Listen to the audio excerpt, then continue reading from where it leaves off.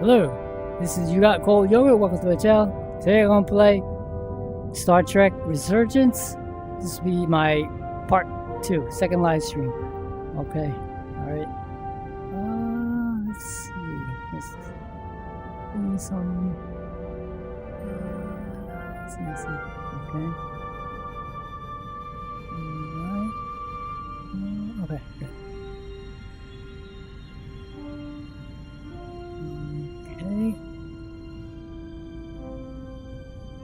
Okay, yeah, right now I'm in VR. Okay. Right. Okay, let's go.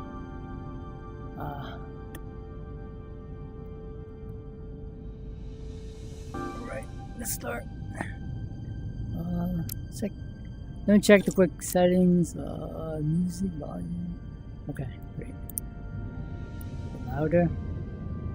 Okay.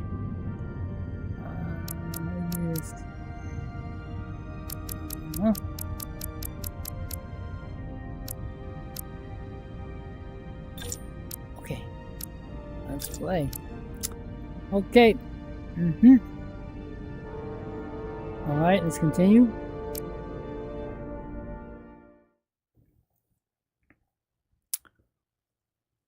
Oh, nice. What's going on? We made it. We made it.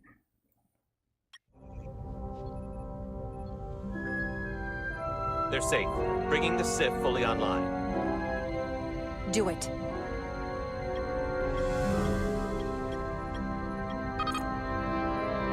The Sith. What is this? Okay. The price of duty. Okay. Oh. Newly. Oh. Really? I'm good. Help me with him. So dark. Let's get this off. Oh my god. He's infected. Medical. Got one wounded at my location. Carter. You don't look so good. Wait. Alright, these are my choices. Alright. Oh, it's furious. Okay. Lieutenant Bedrosian. Okay. Is she a Betazoid? Commander Westbrook. Right, respect. Alright, glad. Lieutenant Commander Chovak. Oh. Well, can't please everyone. Okay. And LB is Jara. RB is Carter. Alright. Etzela. Okay. Okay. Okay. Chovak. Cheeky. Okay. Okay. Let's go to resume. What's this dark in here? Let me see. Is there something we can fix? Let's see. Let's go to console.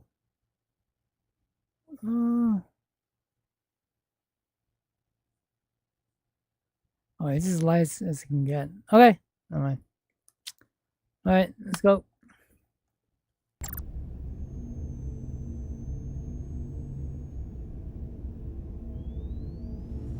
You gotta be more careful.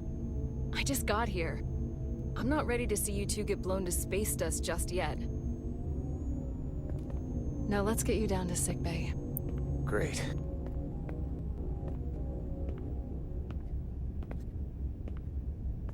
Okay. Status report. The repair crew made it inside.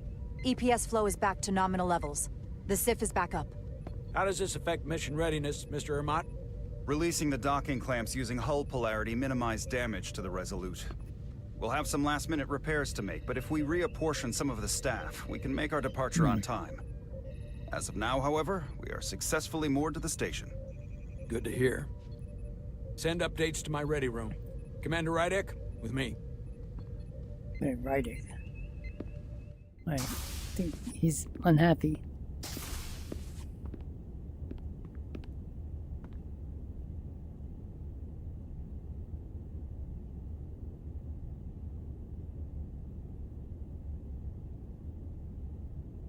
You disobeyed my orders. Well?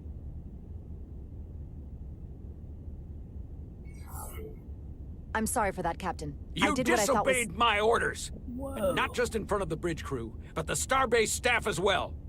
That's going to get around. My name's already tarnished around the fleet. But what is it going to do to my credibility on this ship? From the top to the bottom. Bridge to lower decks. I told you I'd be honest. But I also owe you more respect as captain of this ship. And I'll do better, living up to that. I expect as much from you. You might have won some fans on the bridge with that stunt, but not everyone. Lieutenant Commander Chovak has already bent my ear. I'm sure he doesn't take it personally. He'll get over it in time. Mr. Chovak is more complicated than he would want to admit. I guess we all are. And, if I'm being honest, I'm not sure what I would have done in the moment either. You never really know if you weren't in those shoes. So, let's just boil it down to, you did what you had to. That'll have to be good enough for me. Thank you for understanding, sir. I'm sure no one knows the burden of command as well as you do. I'm sure you will, someday. Despite it all, we got our final Starfleet clearance to depart. So if you'll fetch Mr. Ermot, we'll knock out the final details of any outstanding repairs, and then we'll set out for Hatari. Yes, sir.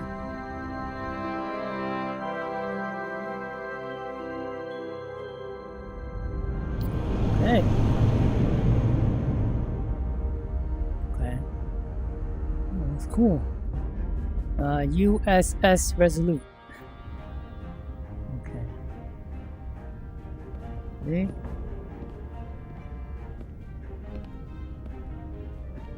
All departments reporting full mission readiness. We've got our full complement on board. This is my favorite moment, right now.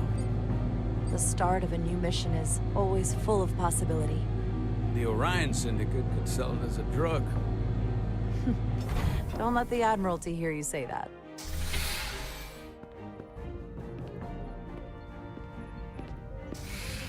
Captain on the bridge. Sit. Sit, everyone. You all know, I'm not big on speeches. We're embarking on the first mission since our refit. Let's make it a good one. Disengage docking clamps. Oh, wow, that's nice. Docking clamps released. Thrusters ahead, Mr. Handar.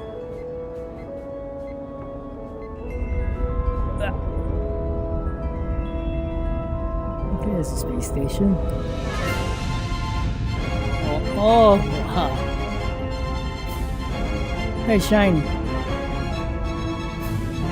That's the Star Trek music.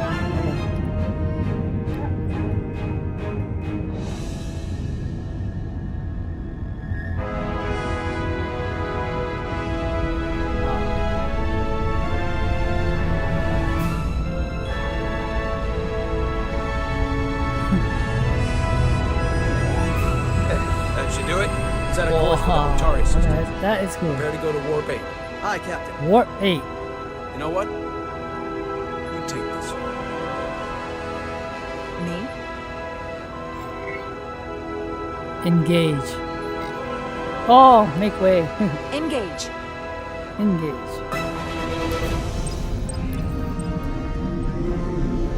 Oh, warp in VR. Okay.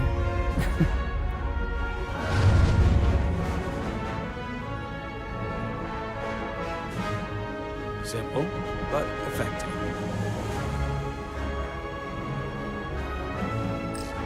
What? Hey.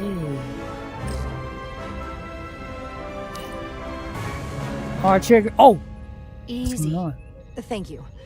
I'm fine. Really, You alright? You don't look so good. Oh! What's going on?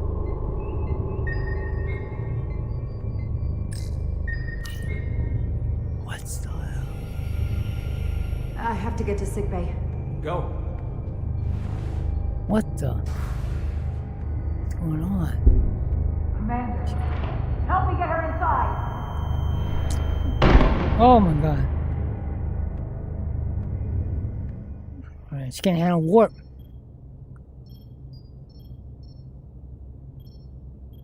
Right.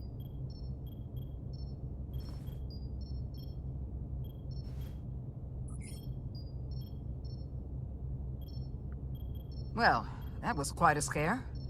A few minutes more and it would have been one of the shortest tenures on record for a first officer.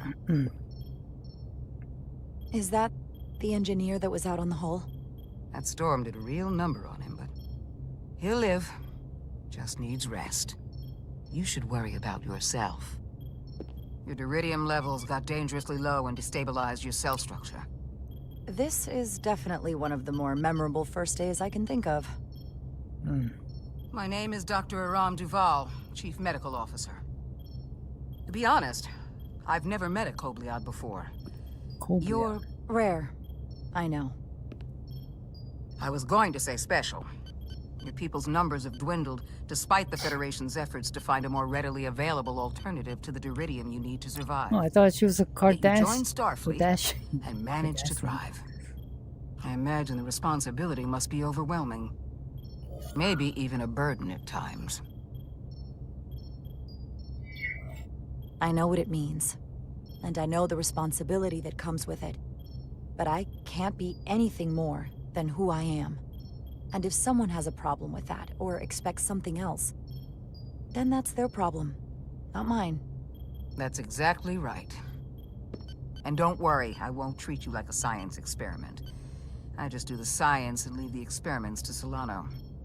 You don't agree with his methods? I don't agree with his definition of acceptable risks. Not when the lives of your crew are at stake. My professional opinion is that the accident took a toll. More than he's willing to admit. He's overstressed, operating in the pressure cooker of his own mind. Which is never a good headspace when the lives of your crew are at stake.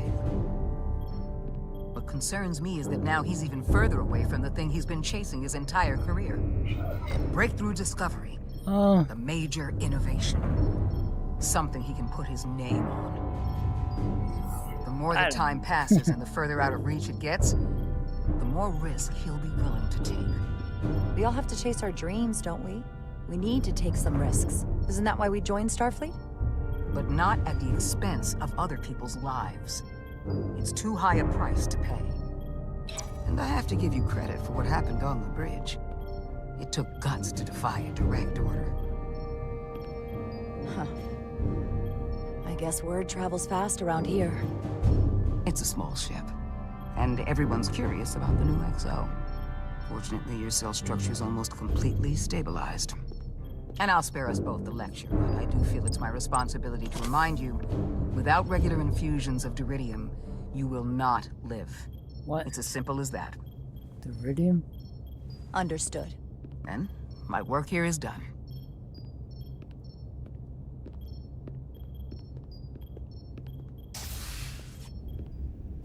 Lieutenant Bedrosian. I came to see if you were okay. We were all pretty worried on the bridge. No one knew what was happening. I'm feeling much better. Thank you. It's just part of who I am. You don't have to explain to me. I understand. I'm just glad you're okay. You trusted me earlier with the shields, and I appreciated that. I want you to know that I have your back. Thank you.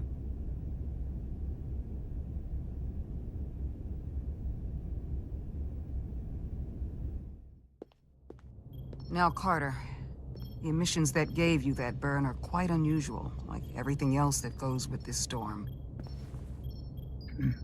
That's a combination of Whoa. hyronolin and lectrazine to counter the radiation effects.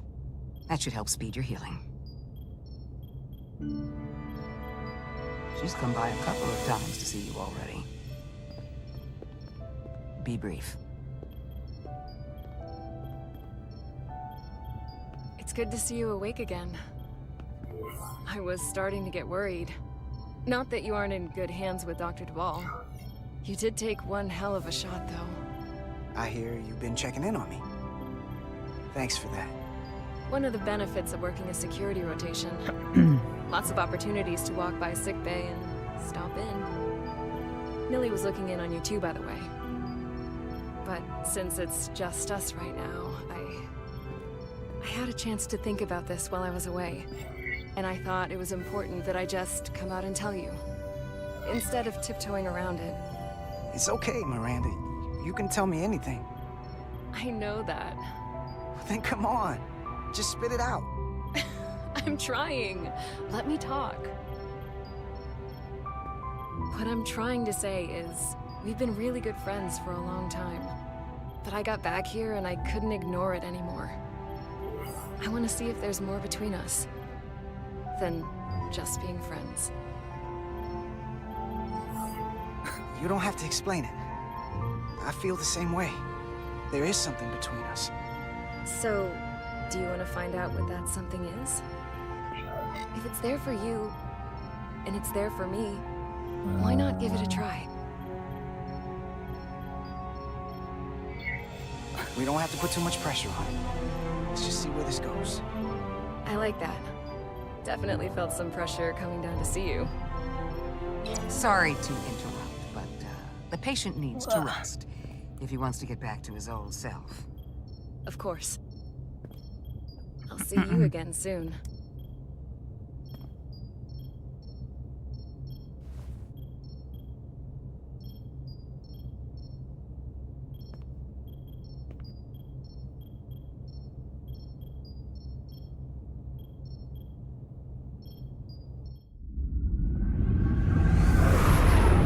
What's that? Approaching the rendezvous point outside Atari space. Helm, bring us out of warp. Dropping to impulse. Ionic interference surging, Captain. Oh, Shield integrity a holding. hit. We can take it. We are at the correct coordinates to meet the shuttle. Commander Rydek, find us our diplomat, if you will. Aye, Captain. Let's reduce the noise. Filter out environmental signals. I can manually tune what's left for Federation signal types.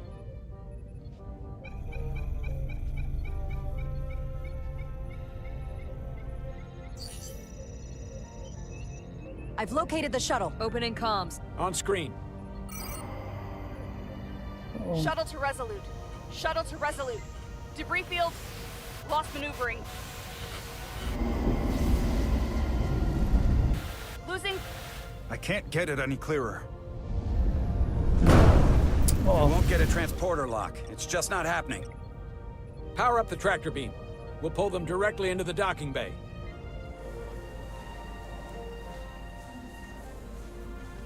That's Carter. Diaz, you good to run the tractor emitter?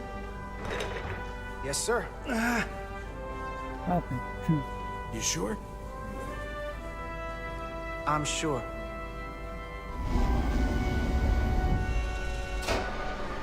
Come on, Diaz. First thing, lock onto the shuttle and stabilize the rotation.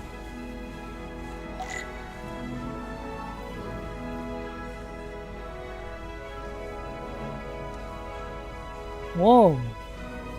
Wait, what?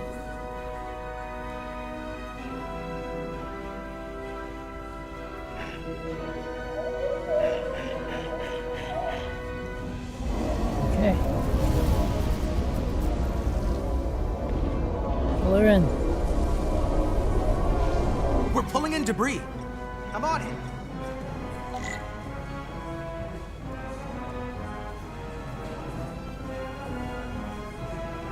That mean? I don't know what. Wait, what? Oh my god. Hey, how you do this? Oh god. Oh my god. I messed up. No. I'm confused. Oh.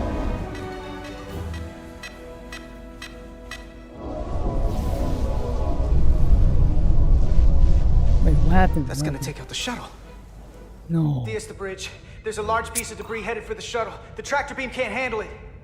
Can our shields take it? I believe so. Commander Ryder, Use plot an phasers. intercept course. On it.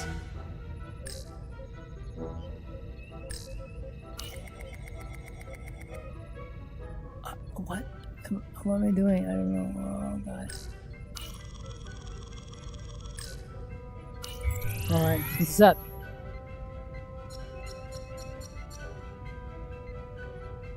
Huh?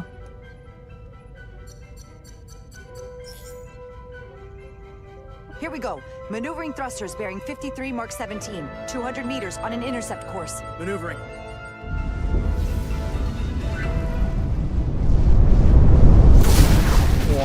Got it. Whoa! Someone's working hard on the bridge.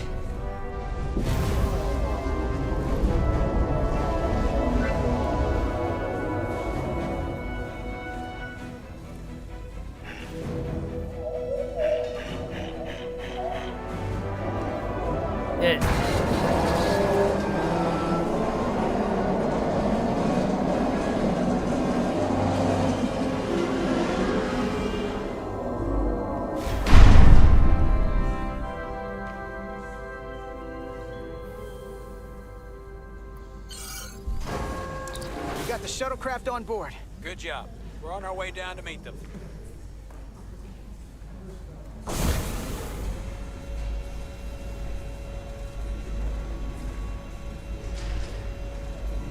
Oh wow.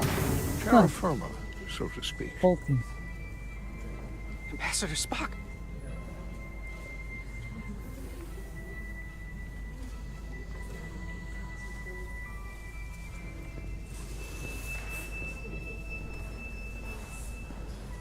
The captain will be right down to meet you, sir. In that case, I will wait for him here.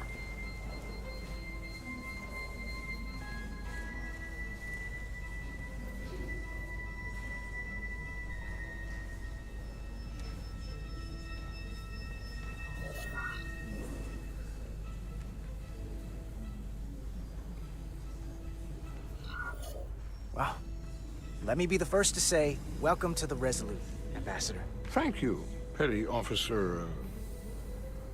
Carter? Carter Diaz. Sir. I am pleased to meet you, Petty Officer Carter Diaz. It appears I have you to thank for my safe arrival. Your assistance arrived not a moment too soon, if I may say so. All in a day's work, Ambassador. This is what I'm here for. Quite dutifully. We thought we were prepared for our arrival in Hotari space. Okay. But it is Right. evident my Oh, craft that's was good. not sufficiently robust for such intense ionic activity.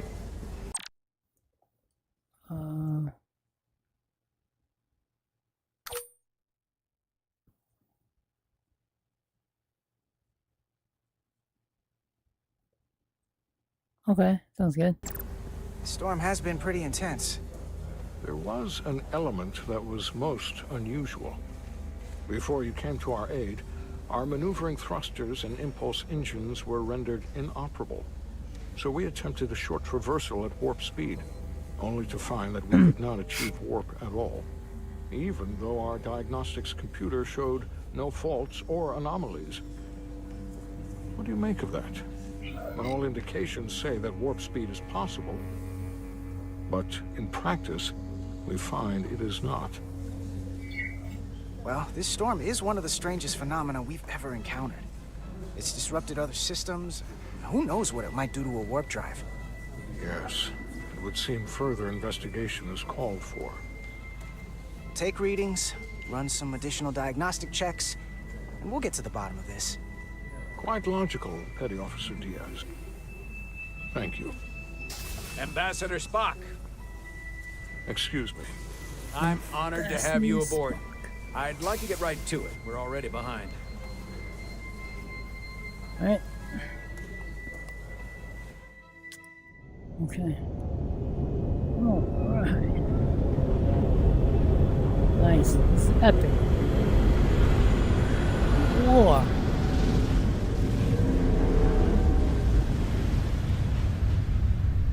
Oh, that's a conference? Okay. Ambassador Spock, my senior staff.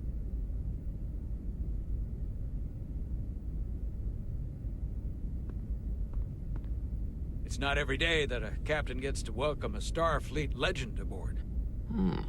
You flatter me, Captain Solano. But legend implies the past tense, whereas I am very much focused on our present circumstances. I didn't mean to suggest you were stuck in the past. You're right, Ambassador. Not the most diplomatic choice of words. We're all curious about the future, Ambassador. Specifically, what exactly are we getting involved in here? We got the basics from Starfleet. Two formerly peaceful neighbors are now on the brink of war. Indeed, and the tension between them grows fiercer by the hour.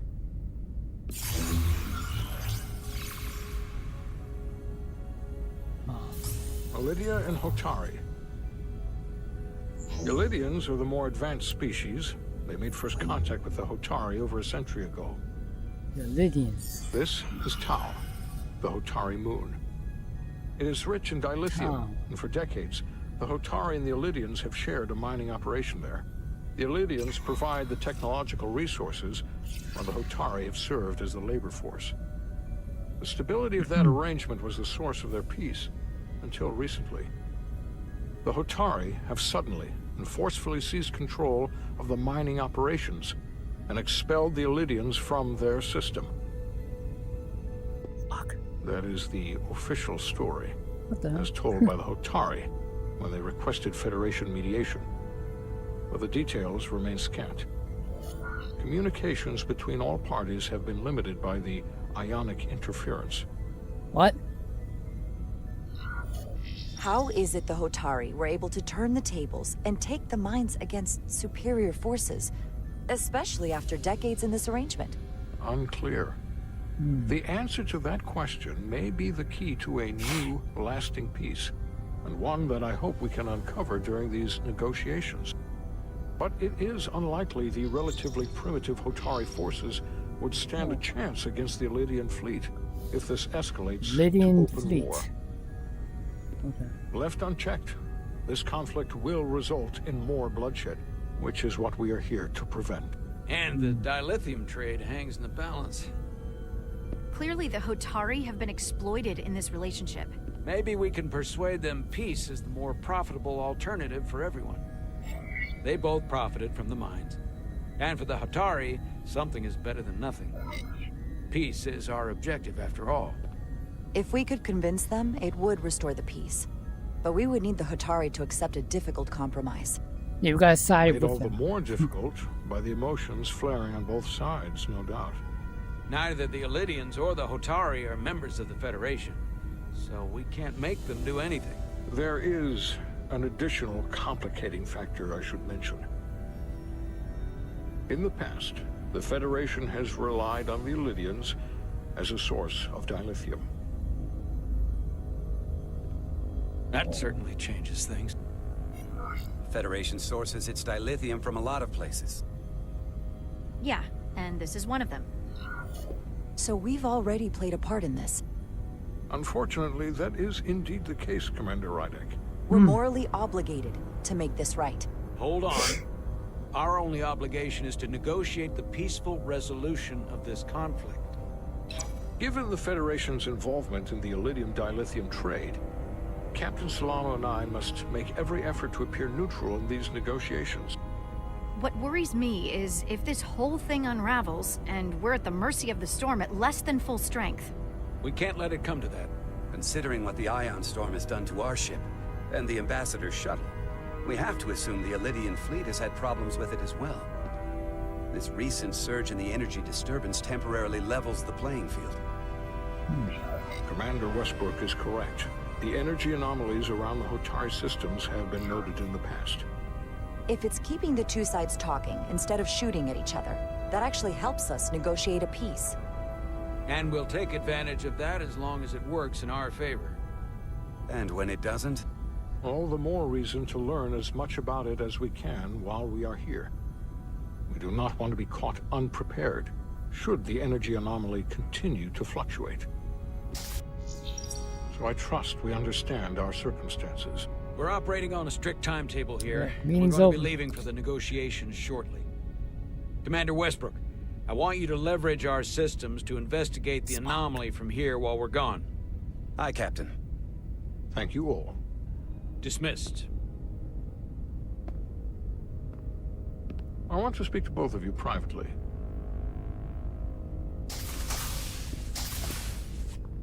Ambassador Spock, I'd like to make a formal introduction. My first officer, Commander Jara Rydek. Commander, as you are aware, there are limits to what Captain Solano and I can do in our official capacity as representatives of the Federation. But someone in an unofficial capacity, your first officer, for example, would not be bound by those restrictions. Commander Rydek could ingratiate herself to certain parties behind the scenes, where they may be more candid in revealing information that could lead to a resolution. She certainly goes her own way. Maybe that helps in this case. I'm honored to be included in the negotiation process. You're not just included, you are instrumental. Well, I hope Commander Rydek will have more luck finding out what really happened than we will through official diplomatic channels. The fate of the negotiations, the interests of the Federation, and the prospect for peace may very well depend on it.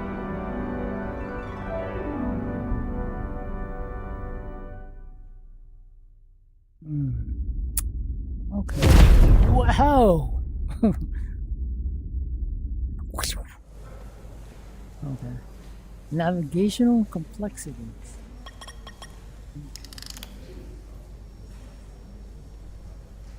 That's Chobot. Mr. Diaz, I understand you have already discussed the warp drive failure with Ambassador Spock? I have. It is imperative that the Ambassador's shuttle be flight ready. I need you both to ascertain the root cause of the system failures he encountered. I'm surprised, Commander. I thought you would have wanted to work on Ambassador Spock's shuttle yourself. I respect the Ambassador and his many accomplishments, but I do not derive any satisfaction from interacting with his shuttle as if it were somehow transubstantiated through its association with him. Especially when I have the entirety of this starship to concern myself with. I am not the chief engineer of this shuttlecraft. The Ambassador asked me to take a look, and I'm ready to crack this thing open. Good. You could learn from Mr. Diaz's focus. I'll take notes. Then I will leave you to it. Make note of any abnormalities in your report. Carry on. It seems like he's warming up to us. Yeah. Even Chobot has to look at that face and know you've earned some real respect. And I have to admit that I owe you one. You were right to make me go first. I don't know what I was thinking. You've pulled me out of trouble how many times? Call it even. Okay. At the very least, maybe I can track down that bottle of Saurian brandy you're still on the hook for. But first, we have work to do.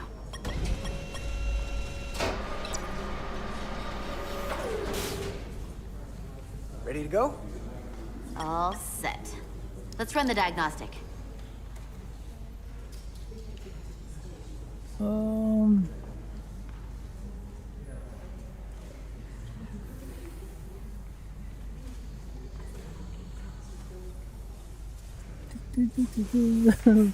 Yeah. Oh, okay, that's cool. So, I know about your talk with Miranda. You do? She sent me a Priority 1 dispatch right after your conversation. I'm happy for you. Both of you. Thanks. But I'm only going to tell you this once. Don't screw this up. Because I would be very unhappy if you tried this out and then, I don't know, 6 weeks or 6 days later, I have to start splitting holidays between the two of you. All because things went south and you're not on speaking terms. That just isn't gonna work for me. You really don't believe in me, huh? It's not you. Or her. Just running the numbers, and things don't work out more often than they do. I like my friends, and I like our group. I don't want to lose that. Is that thing done? Yeah, it's wrapping up. Let's see. The relays along the primary EPS are blown. The backup relays are all intact. An EPS overload from the warp drive could cause that. But how did the shuttle end up dead in the water? Huh. Well, maybe the ship's data recorder can tell us something.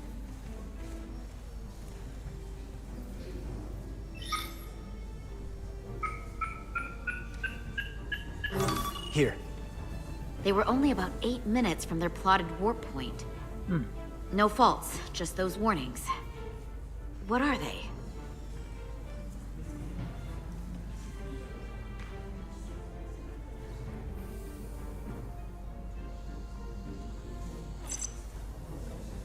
Subspace variance out of tolerance. What does that mean?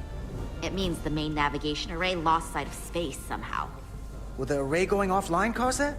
Yes, but it should have also thrown a fault code. The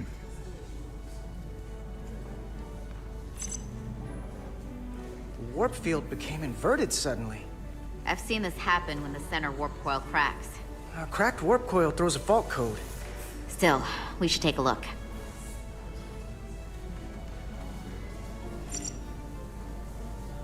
There was a complete warp cascade failure. Wow.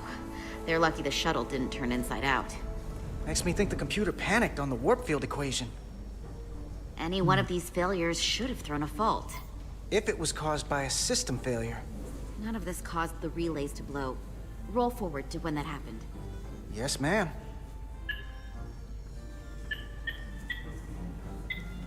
So here, they take a moment to get their bearings and they attempt to re-engage the warp drive. There. That's the relays blowing.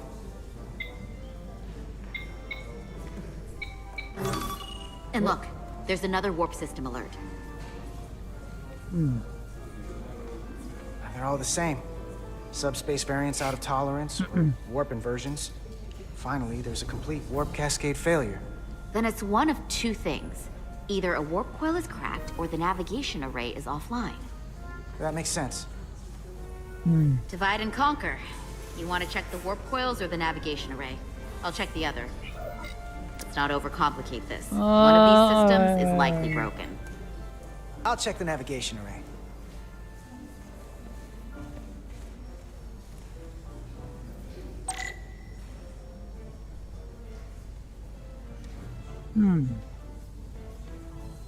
X and okay.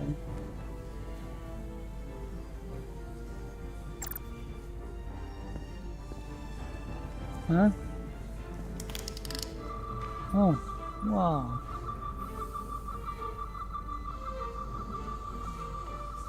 Whoa, what's he scanning?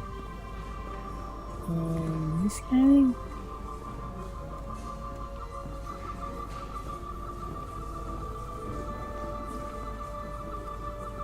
Oh. 14 to scan.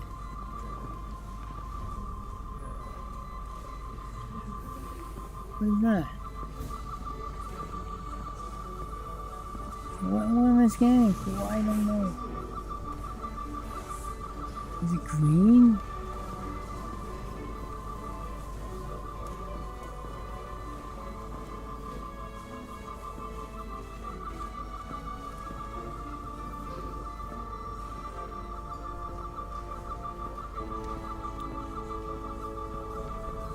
Wait, where is it for?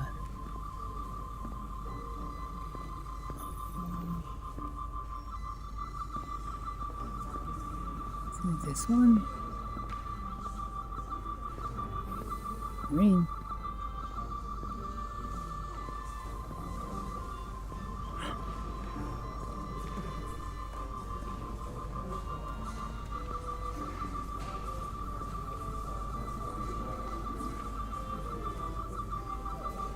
Out of range. Idle. Target or what?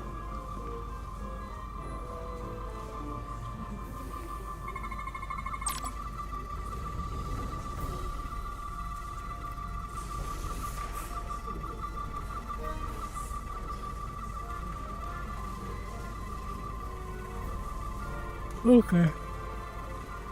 Oh. What?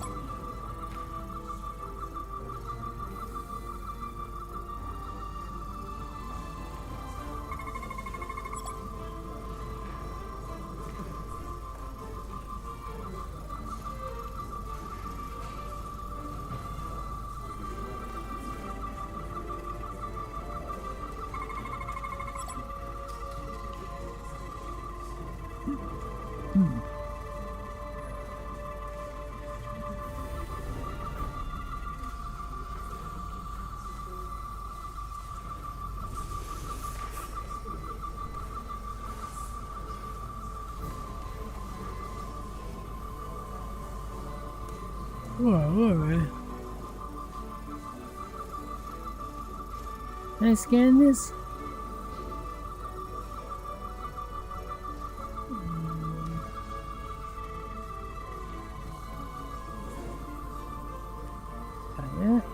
What? Oh, complete scan? Navigation array checks out, so it must be a coil. Except it's not. Checked and double-checked. Well, the readings don't lie. Here comes the security detail for the way team.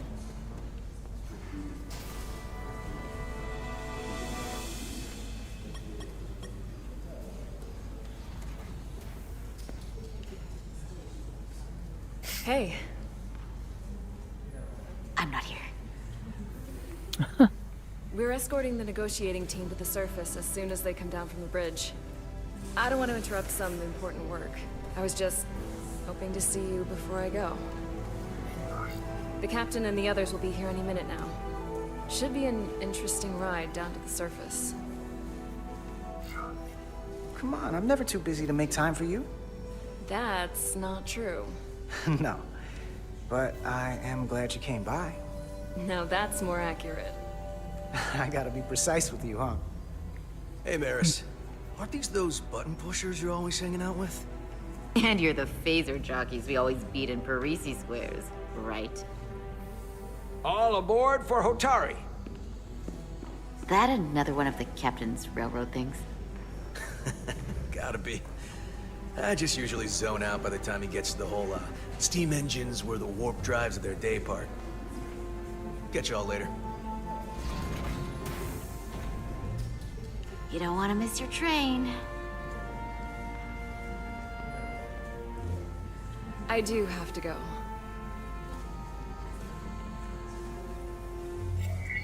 Not gonna lie, I'd rather not leave right now. I think it's inappropriate.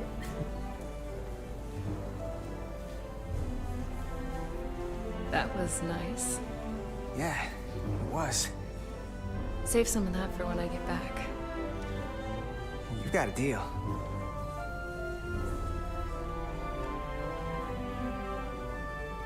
Be seeing you.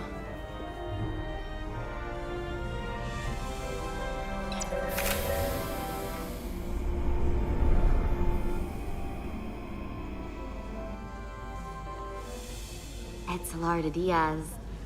If you could float back down to reality, we still have a ways to go. All right, where were we? So, the warp coils in the navigation array are fine, but the nav computer doesn't seem to think so. I'm out of ideas short of field stripping the shuttle from bow to stern. You wanna take this out of the shuttle and throw it on the bench? Oh, real hands-on maintenance. I like it. Okay, the nav computer is patched into the ship. The ship's computer can double-check our work. If the shuttle's nav computer is putting out false data, we'll know it. Let's run through the shuttle's logs again. Running now.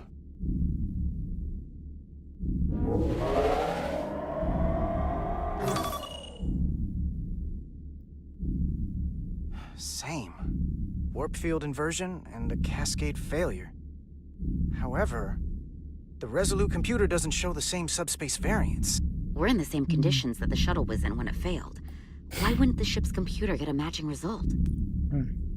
What if the subspace variance was a momentary occurrence? That's a possibility, and it would explain why the simulation under our current sensor readings failed to reproduce the issue. But a subspace anomaly strong enough to cause a warp field collapse would leave graviton ripples for days. Let's run with the momentary subspace variance theory for now. Roll forward to the shuttle's attempt to re-engage the warp drive. We need the conditions of space around the shuttle at the moment of warp failure. Resuming simulation.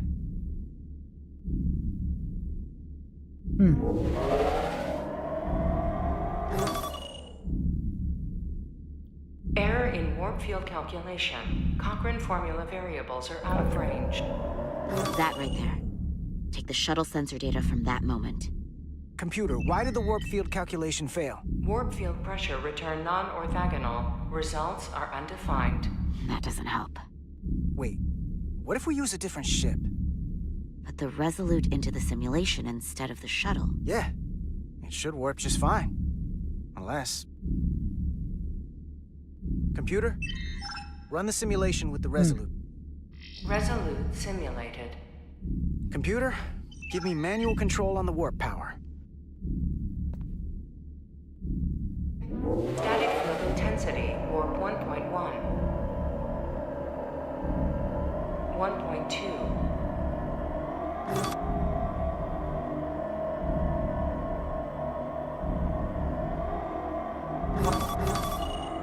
3. Warp pressure is destabilizing. Error in warp field calculation. The warp drive has experienced a system-wide cascade failure. Warp field collapsed. Subspace variance is out of tolerance. Cochrane formula results are undefined. Bingo. What-o? The same moment when the shuttle failed to warp, so did the ship. Whatever happened to the shuttle just happened to us. The Resolute will not sustain warp. We can't leave Hotari space. Huh.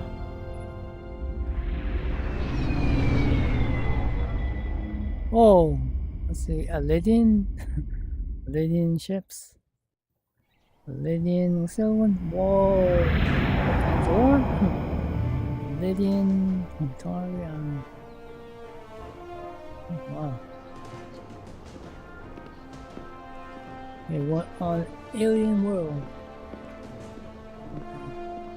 Seat of power. Ambassador Spock, Captain Solano, welcome to Hotari. We are honored you've come. My name is Tylos Altaris, Minister of Diplomatic Affairs. The honor is ours, and this is Commander Jara Rydick, first officer aboard the USS Resolute.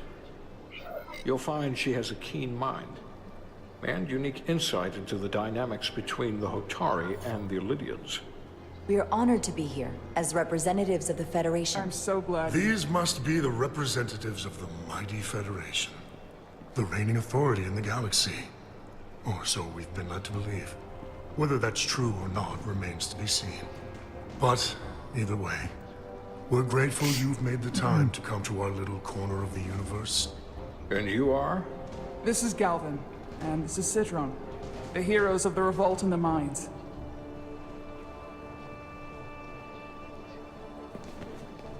Uh-oh. These are Lydians.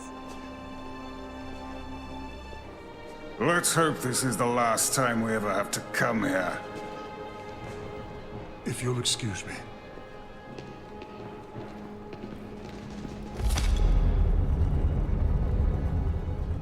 think we're about to begin.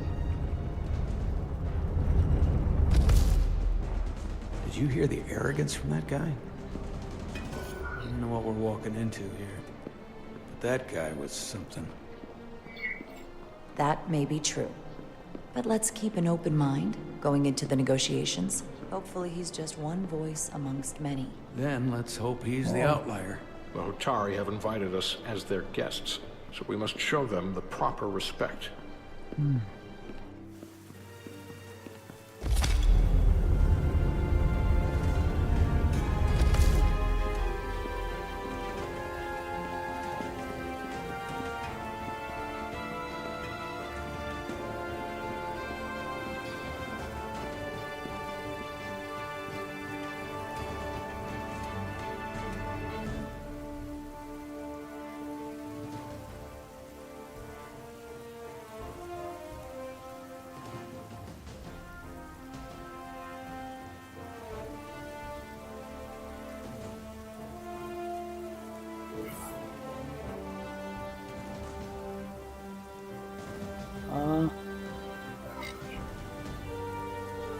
What's that strength?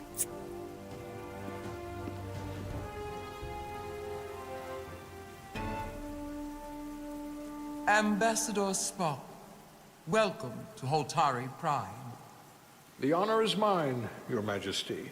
That the Federation would send one of their most respected representatives is not only an honor to the Hotari people and their queen, but a recognition of our stature and importance. Let's get on with it, shall we? With all due respect to the Federation and their ambassador, they have no authority here. We are not members of their alliance. We are not subject to their rule, nor yours. We demand the immediate return of all mining operations to Elydian control, as it has been for centuries and will be for centuries more. That has always been our understanding. That understanding has changed. Then you invite war! And if you cannot remain silent, you will be silenced. But his point is well taken. What is the Federation's interest in this matter? Perhaps you would have us trade one oppressor for another? The Federation remains neutral. Our only interest is the peaceful resolution of this conflict. We are here at your request, Your Majesty. For now. I'm trying to keep an open mind here, but it's not easy. I thought they wanted us here. Was there something you wanted to say, Captain? Oh, no. My apologies. And what about the Kobliad? She's not She can speak for herself, can't she? Then let her.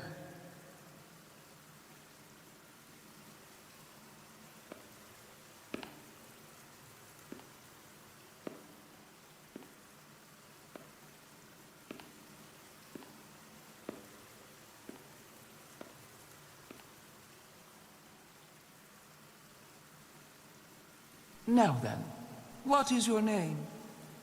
Commander Jara Rydek, Your Majesty. Being a Kobliad, you would know better than anyone. Kobliad. Your people suffered brutal treatment at the hands of the Cardassians. Their injustice towards the Kobliad is as unimaginable as it is unforgivable. Not unlike how we have been treated by the Elydians. As much as they'd have you believe they are the victims here, remember it was the Hotari who attacked us. Hundreds of innocent Elydians were slaughtered without mercy in those mines. The blood is on their hands, not ours! Quiet! If after all the Kobliad suffered, you finally had the chance to right that wrong, to get out from under their control, would you take it? Or would you negotiate a peace?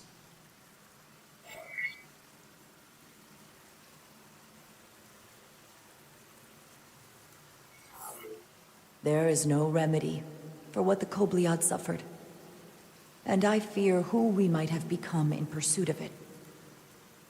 There is no justice if the oppressed become the oppressor.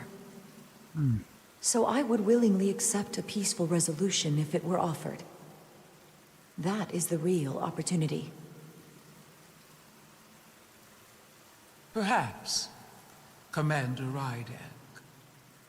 Perhaps. Unfortunately, that was not the case, was it? No. It was not. Peace is often elusive to those who need it most. The Federation is the most powerful, most advanced alliance in the galaxy. It's widely known we have an abundance of dilithium in our mines. And it's in your interest to secure a steady supply. Your Majesty, if I may. Ambassador Spock would have us believe you're here as a neutral party in the interest of peace. So why are you really here? I want the truth, not your Federation rhetoric. I don't know. As Ambassador Spock has said, we've come seeking a peaceful resolution to this conflict, and have no interest in your dilithium. I'm not nearly as naive as you must think. The Federation has done business with the Illydians for decades, which makes me question your motives.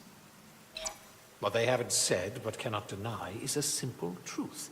The dilithium trade would not and will no longer exist without Illydian involvement. We created it for the benefit of everyone, especially the Hotari.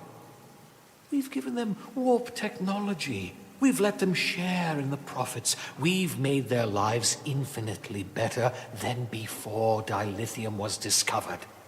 All of that goes away if the Federation turns a blind eye to their treachery. That is enough of your lies! The Hotari are quite capable of running the mines. We've done so for centuries. So tell me, who deserves control of the dilithium trade and the mines on Tau? Who should the Federation recognize? Uh-oh. That's no choice. Hotari or the Illydians? Oh my god. Hi. Can only be one or the other, not both. If I have to choose only one, then it would have to be the Hotari. Well said. How could the just and wise Federation make any other choice? This is an outrage. The Federation has lost all credibility. The mines are ours. Illydia will not be deterred. We will take back our mines by any means necessary. Then you will see more blood spilled. I am more than willing to address your concerns, Your Majesty. Yours as well, Representative. He sounds like Angela But I Bassett. suggest we could have a more productive conversation with a smaller group. Perhaps only the most essential representatives.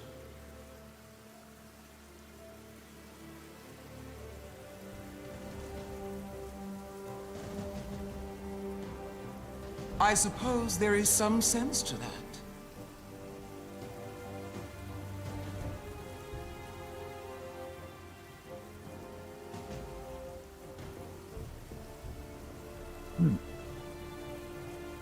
I hope we meet again, Jara Ryder.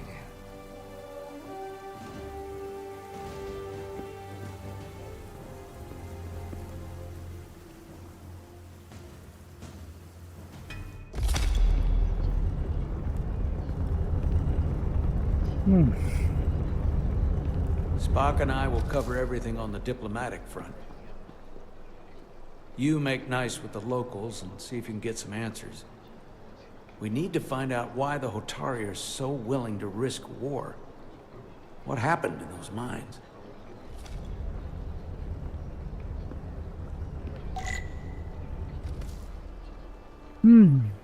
Okay.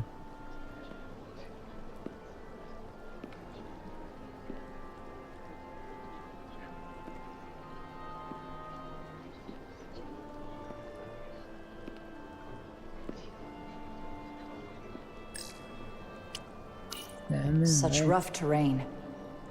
No wonder the Hotari are so tough.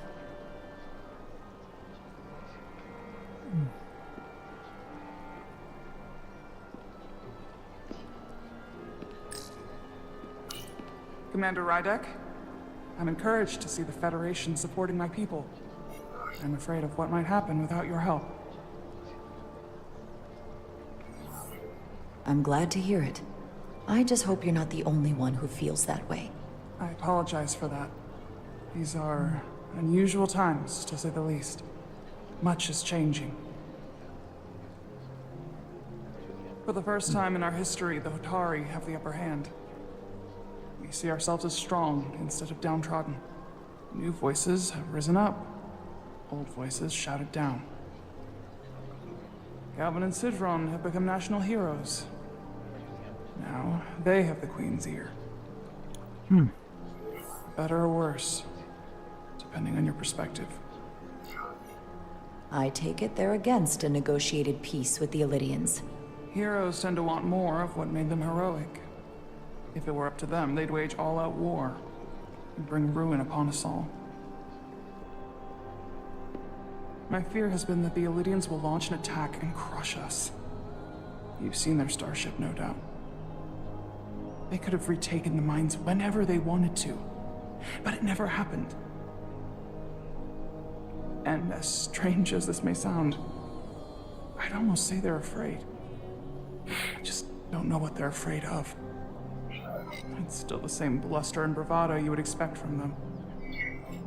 Because of what happened in the mines. Is it Galvin they're afraid of?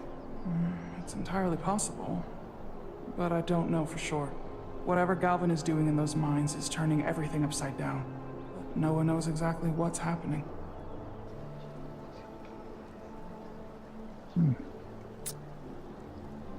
Since the day of the revolt, Galvin has seized control of the mines and restricted all access. No one's allowed without his personal authorization. And they've taken over a section of the palace with just as much secrecy and security. I'm told it could be something they brought back from the mines. I've made inquiries, but everyone pretends it doesn't exist. I strongly suspect they're hiding something. What do you think it is? I've heard rumors it's some sort of ancient artifact, but I haven't seen it myself.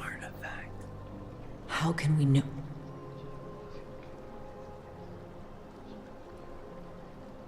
I'd better see what's happening. Do you think you can find out what they're hiding? I need to see proof of something before I can make my case to the Federation. I can try, but even if I found it, I might not know what to make of it. Take this. You can use it to capture whatever you find, and then send it to me.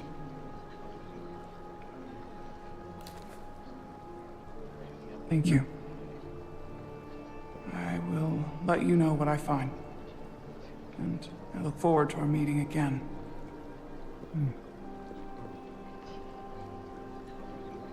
Okay. Let's get on this thing. Commander, I'm glad you've chosen to side with the Hotari. I knew the Federation would see through the Illidians' baseless claims and protect the interests of my people. To be clear, I'm not on either side of this conflict. Our only interest is peace. I will keep that in mind. I assume you were there the day the mines were seized from the Illidians. Not seized. Reclaimed. And restored to their rightful owners. Yes, I was there. We had to be decisive. Before the Illidians could even realize their worst nightmares upon them. I'm curious why the Illidians haven't fought back. They have the ability to retake the mines anytime they want. Ability is one thing. Courage is another. The Illidians know any hostile action on their part will not end well. They respect one thing above all else, and that is force. The greater the force, the more certain the outcome. Any talk of making peace is just that, and worth little without the strength to secure it. Oh, shoot. Which makes me wonder about your ship, the Resolute. Let me see something.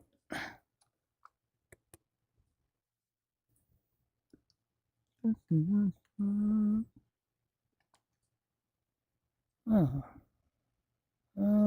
I get this weird thing.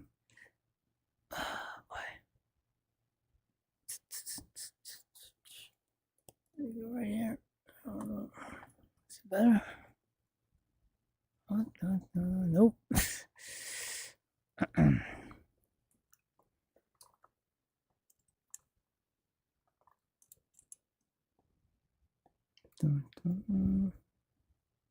Oh boy, it's getting worse.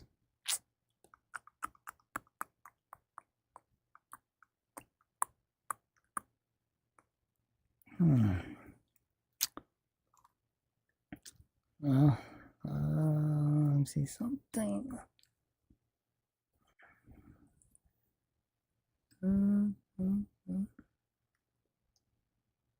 So far, a lot of talking. Okay. Oh. Getting a little thirsty.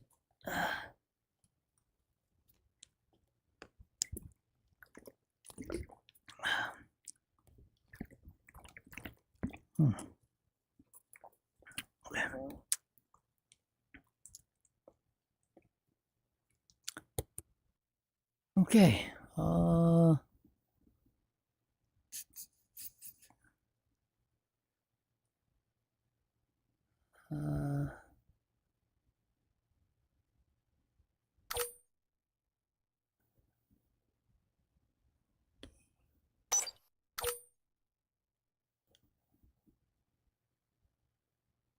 Undoubtedly the Federation's finest warship. Ready to contend with anything the Illyrians might have in store. Or is that not true? Maybe I've misjudged it. I wouldn't say state-of-the-art, but the Resolute is plenty capable and can hold its own against just about anything. Let's hope so. Because at the moment, it's the only thing preventing them from wiping us off the map. Whoa. Sidron. A pleasure meeting you, Commander. I'm sure we'll cross paths again.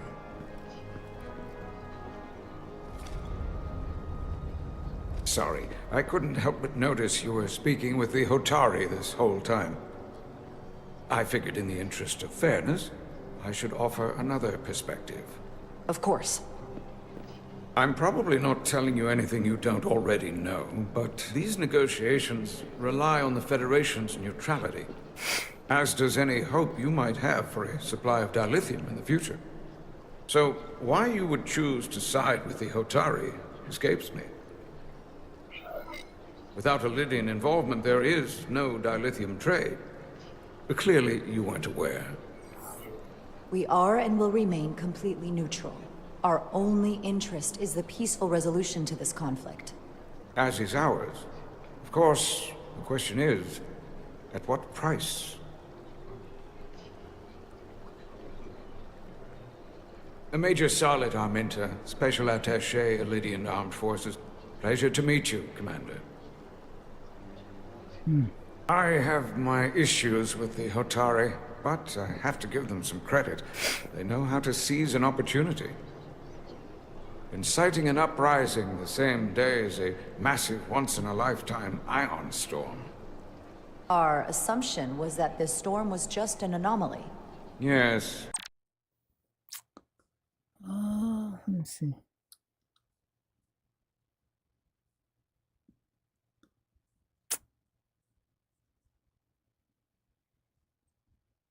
Let's make it more as happens.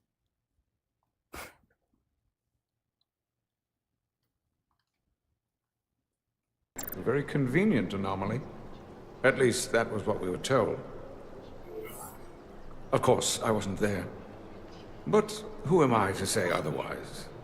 Something tells me there's more to the story. So what really happened?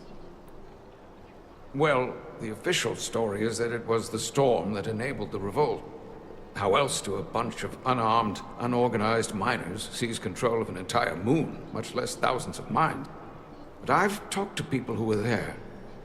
They tell a different story. They say they're lucky to have escaped with their lives. That it was more than just the storm. That somehow the miners were able to harness the energy from the storm. I know it sounds crazy. I'm not even sure I believe it myself.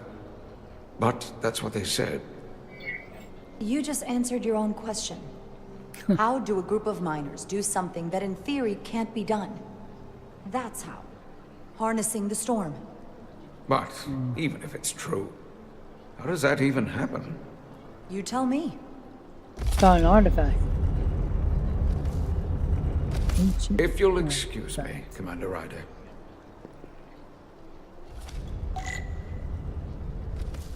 Okay, Captain, so... Where's the Captain? Hail frequencies.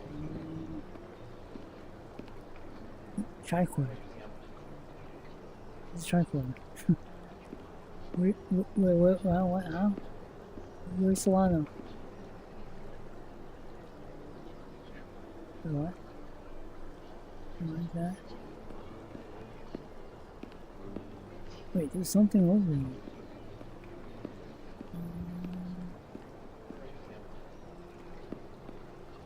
Something about... Ooh.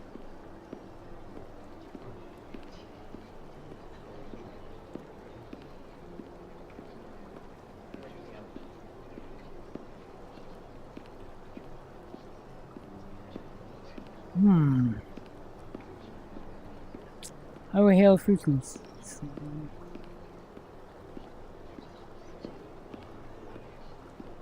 Yep.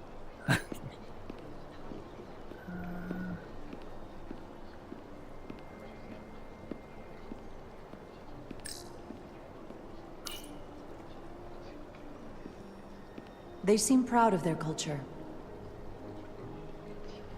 Pride can lead to rash action. How? Where? Ooh.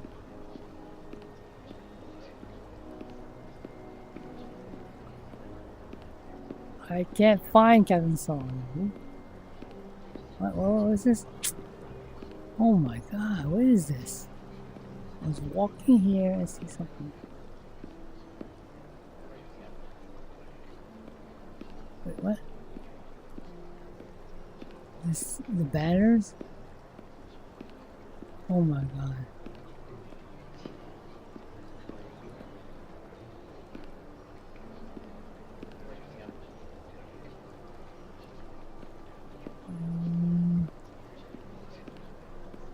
Wait. Weird.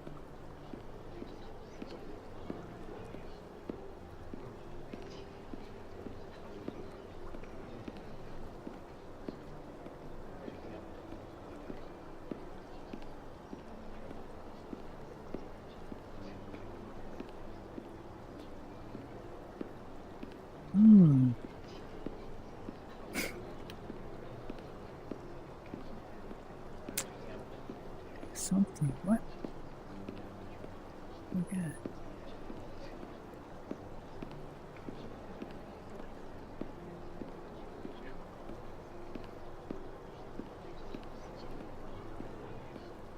I don't get it. I am walked over here. Maybe let's try heading. It works.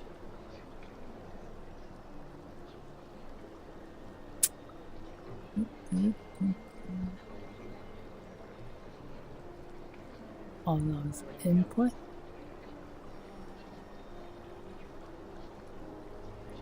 Oh, where? Oh. Yeah. There's something here.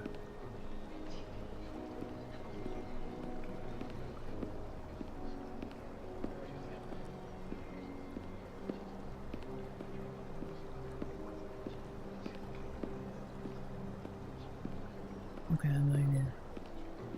Alright, I don't know.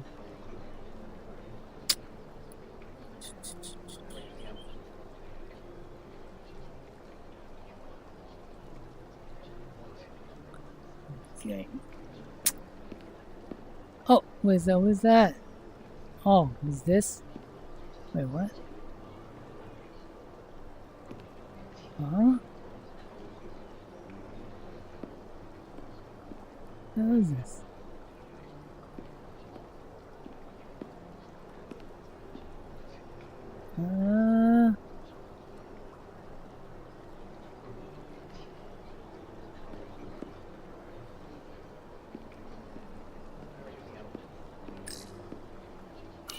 Oh my god.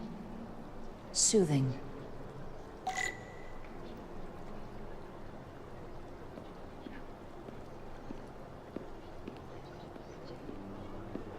Something else.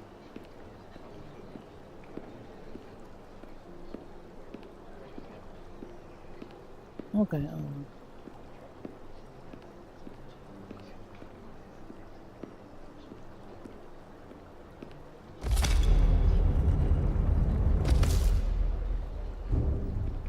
Well, that was a disaster. What happened? The Hotari refused to concede anything, so the Elydians stormed out. The Hotari did not invite us here as peacekeepers. I hope your efforts were more fruitful than ours.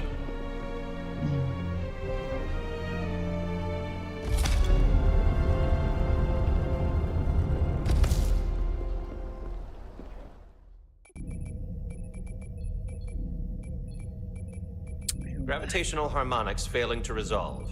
Warp bubble stability degrading. Increase output to maximum.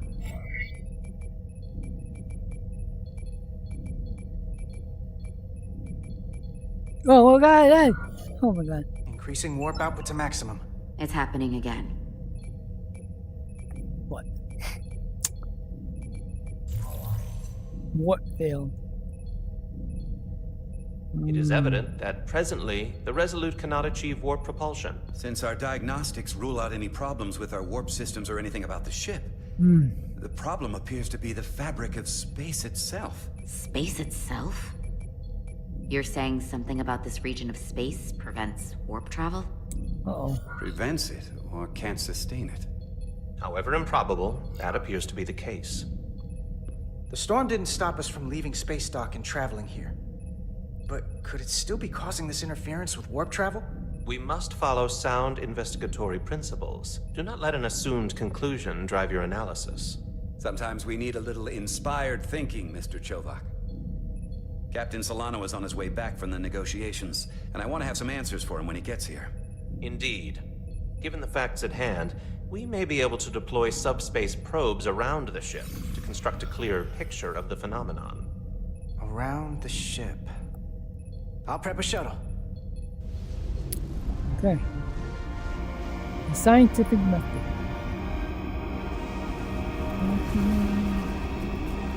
Okay.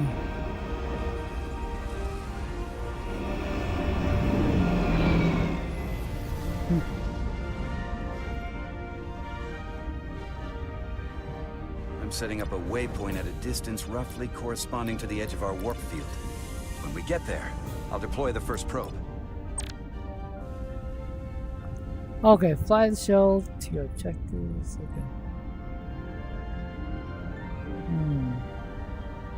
Okay. Okay.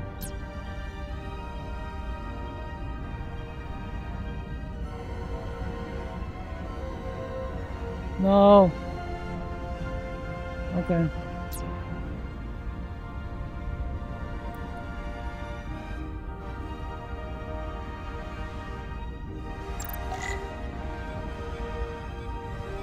Wait, where am I going?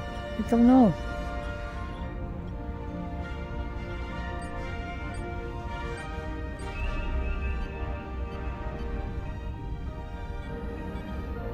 Oh, there you go. Wait, where are you going?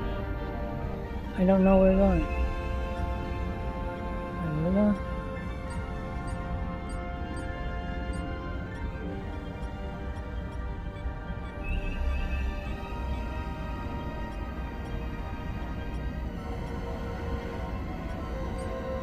Commander Westbrook, the Resolute systems are calibrated to receive the... Wait. Maybe we'll do first person. No. Let's try.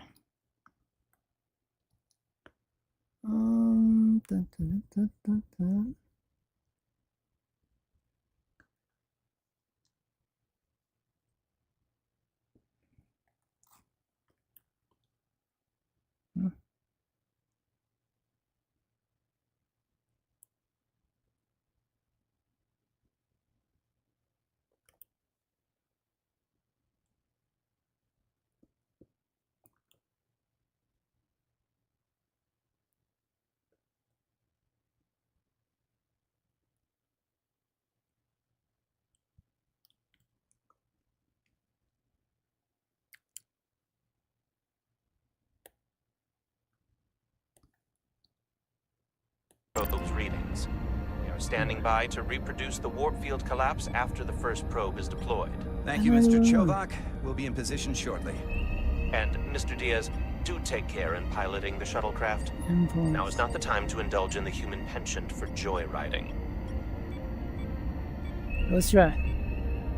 Chovak probably isn't such a fun guy to work for, huh?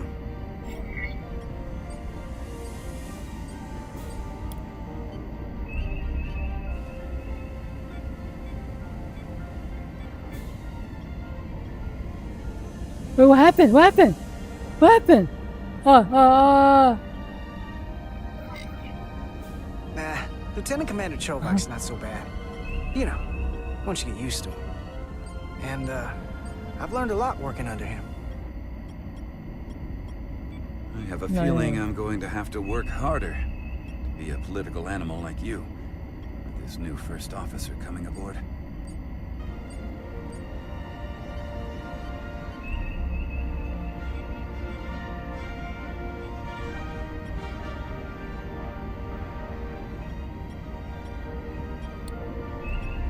Speed up.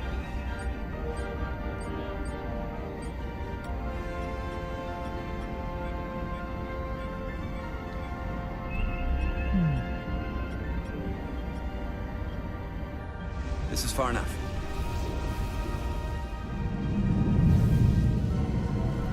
Transporting the first probe into position.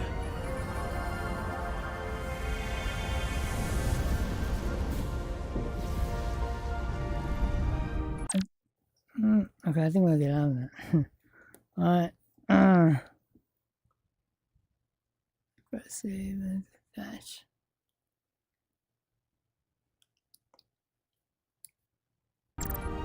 Westbrook here. First probe is deployed. Understood. We are reading it. We are about to replay the simulation.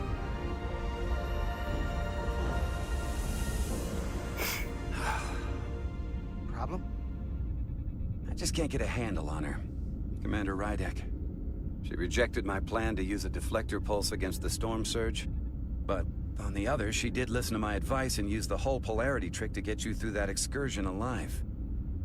I'm not saying there's anything wrong with the new XO. I'm sure she's a fine officer, even if we don't see eye to eye. But she didn't go through what the rest of us did. You know that. And it's hard to figure out why she'd be the one Solano chose instead of, well, one of us. I've heard some good things. You should at least give her a chance. I'll take that under advisement. Test is running. Warp field collapse in 3, 2, 1, mark. Wait, what is that? Whoa. All right, that is definitely a problem with the fabric of space. We need to get another probe out there.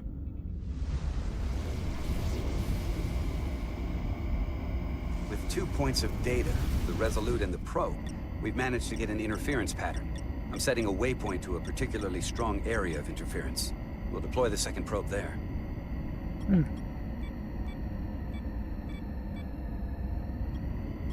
Listen, I'm gonna give you a piece of advice I wish someone had given me. Make sure you're never just one thing. And don't get so focused on what's in front of your face that you lose sight of the big picture. Before Rydek showed up, the captain pulled me into his ready room and told me he didn't think I had the people skills to be first officer.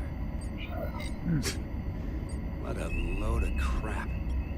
I mean, if he'd said that about Chovak, sure.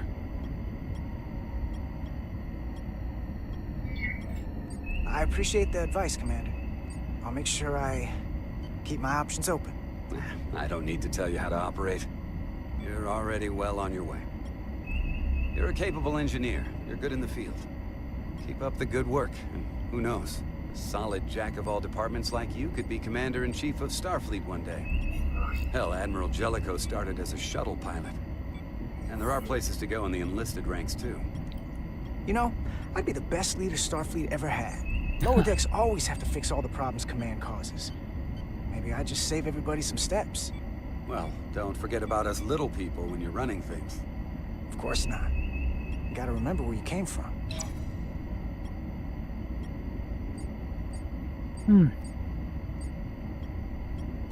Impulse.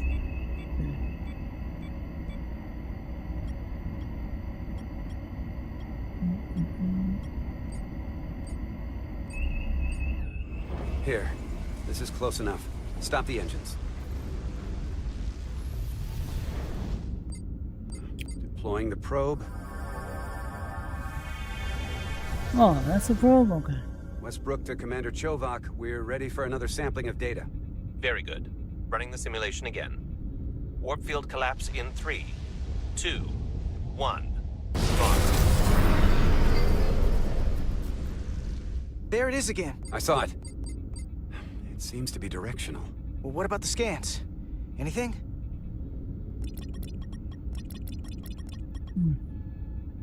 Here's the readings in relation to our local space. We've got the Resolute, Otari Prime, and the probes. All this interference is overloading the sensor buffers. We're gonna have to triangulate the sensors manually.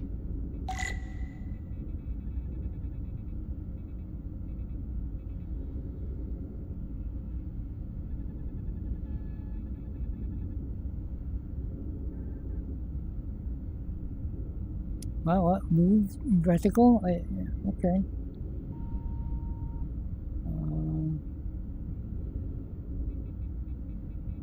Move vertical.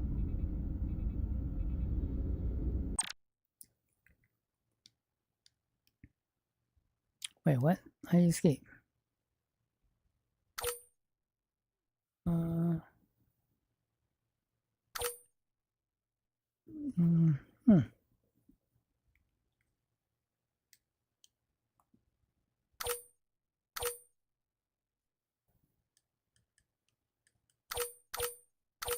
Not resuming. What the heck? What the hell's going on? Modes. Settings.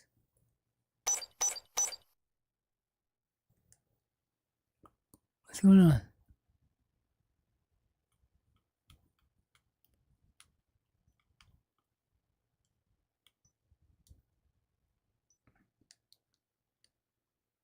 No. Why yeah, this thing?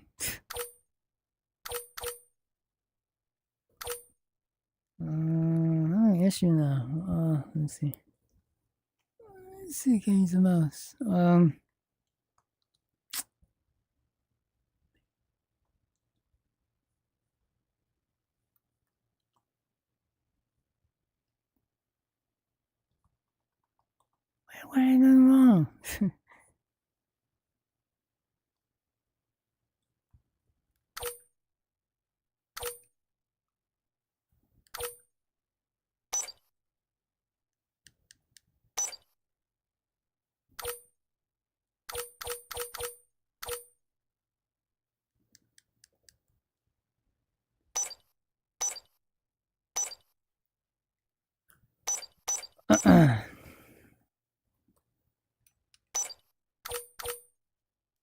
I don't get out of here. What's going on? Why can't I resume?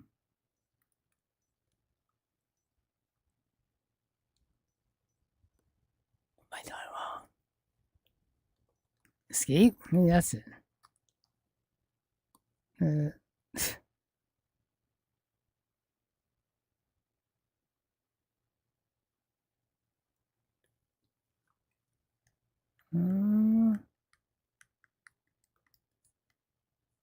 Okay, I don't know.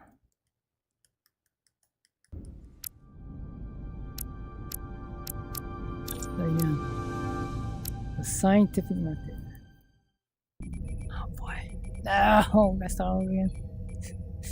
Gravitational harmonics failing to resolve. Warp bubble stability degrading. Increase output to maximum. Oh my god. Increasing warp output to maximum. It's happening again.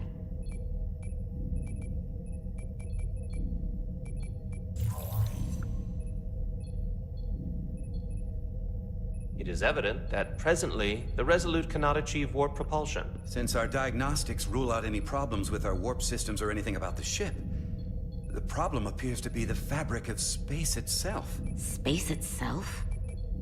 You're saying something about this region of space prevents warp travel? Prevents it, or can't sustain it.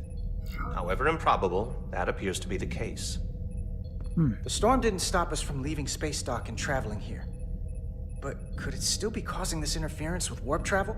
We must follow sound investigatory principles. Do not let an assumed conclusion drive your analysis. Sometimes we need a little inspired thinking, Mr. Chovak. Captain Solano is on his way back from the negotiations, and I want to have some answers for him when he gets here. Indeed. Given the facts at hand, we may be able to deploy subspace probes around the ship to construct a clear picture of the phenomenon. Around the ship. I'll prep a shuttle. Oh my god. Some bugs here.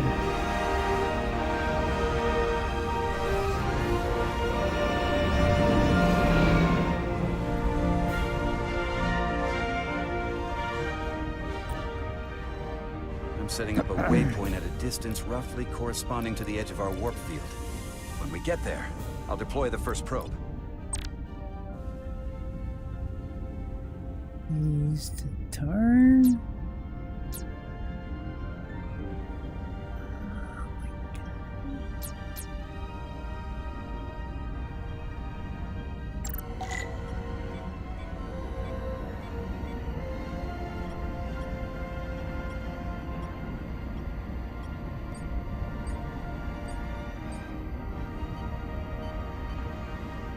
Straight.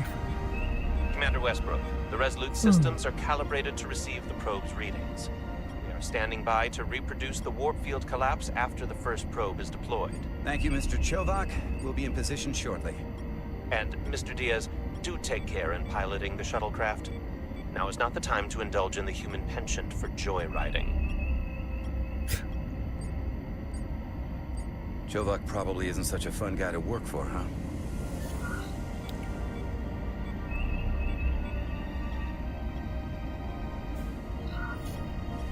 Nah, Lieutenant Commander Chovak's not so bad. You know, once you get used to him. Oh! And, I've learned a lot working under him. I have a feeling I'm going to have to work harder to be a political animal like you, with this new first officer coming aboard.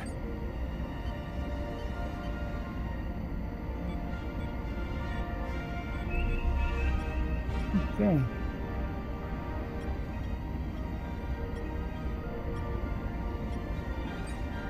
Hey, hey, oh my god. Wait. No! Let's get out of here.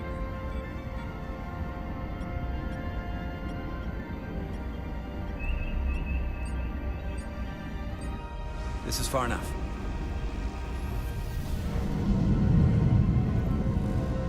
Transporting the first probe into position.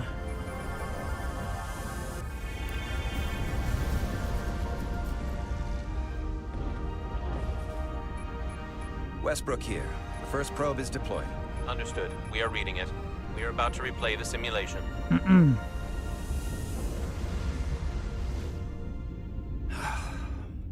Problem? I just can't get a handle on her. Commander Rydek. She rejected my plan to use a deflector pulse against the storm surge. But on the other, she did listen to my advice and used the whole polarity trick to get you through that excursion alive. I'm not saying there's anything wrong with the new XO. I'm sure she's a fine officer, even if we don't see eye to eye. But she didn't go through what the rest of us did. You know that. And it's hard to figure out why she'd be the one Solano chose instead of, well, one of us. I've heard some good things. You should at least give her a chance. I'll take that under advisement. Test is running. Warp field collapse in 3, 2, 1, mark.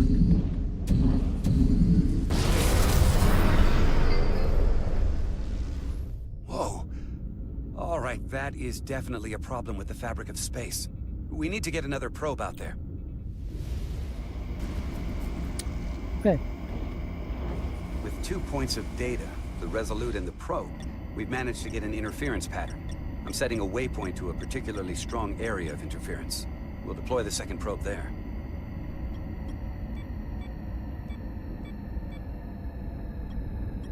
Listen, I'm gonna give you a piece of advice I wish someone had given me. Okay. Make sure you're never just one thing. And don't get so focused on what's in front of your face that you lose sight of the big picture. Before Rydex showed up, the captain pulled me into his ready room and told me he didn't think I had the people skills to be first officer.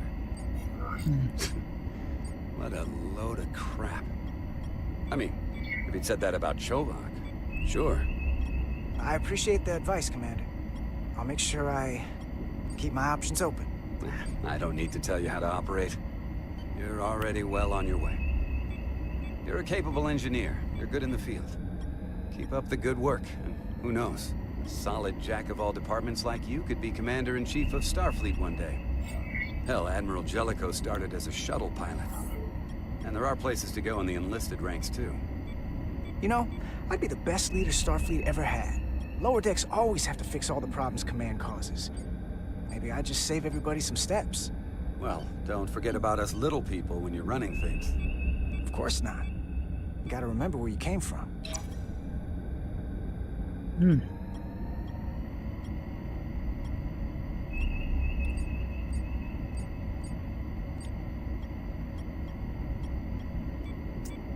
Can't fire rocks.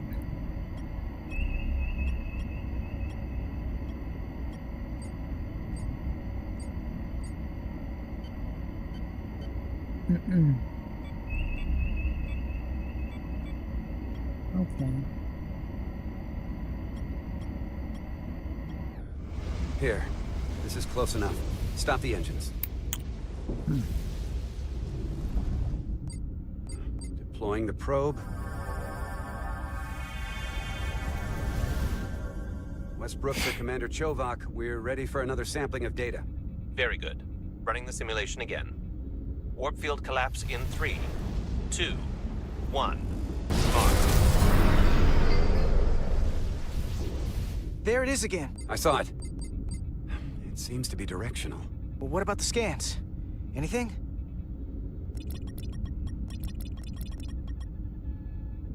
Here's the readings in relation to our local space. We've got the Resolute, Otari Prime, and the probes. All this interference is overloading the sensor buffers. We're gonna have to triangulate the sensors manually. Okay,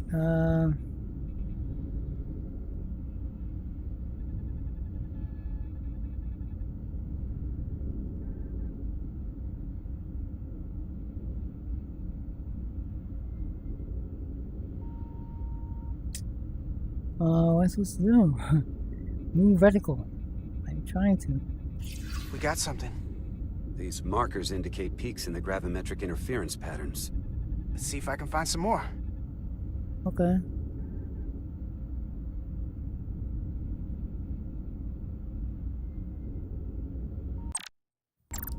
Oh my god, don't do that, don't do that. Now what? Move vertical. Let's find some more.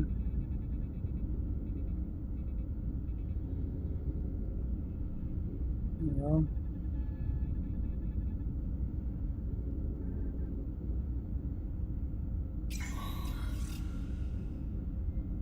Hold up. This is coming from the moon. A beam that blocks warp travel. Aimed right at us. Someone is doing this intentionally. Oh, no. I don't know how they're doing it. This is like nothing I've ever seen. Why would they be doing this? We came here to help these people. And now we're getting hit by some warp-killing weapon? Now, look here. It's a current readings went of on the ship. ion storm. These concentrations. They line up with the interference pattern. The storm. And this beam. They're coming from the same place. Carter, whatever petty local conflict brought us here, Strap. It's just a small part of something much bigger. Dun dun dun.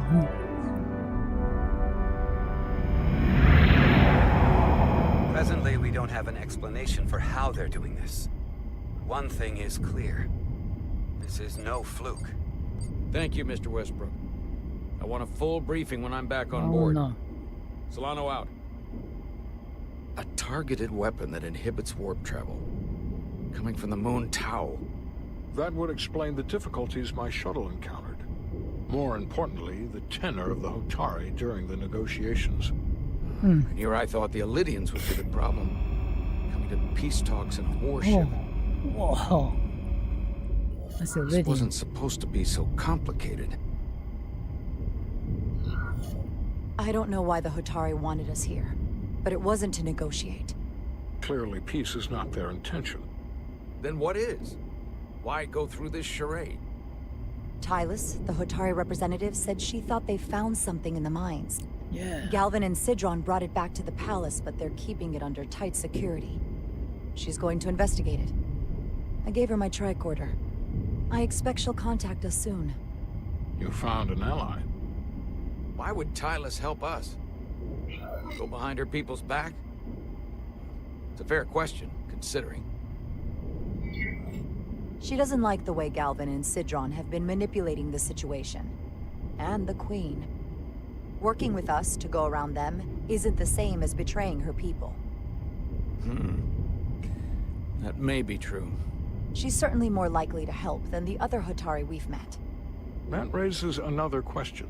Specifically, what do the other Hotari have to gain in bringing us here, only to make this hostile maneuver against us? There must be some motivation.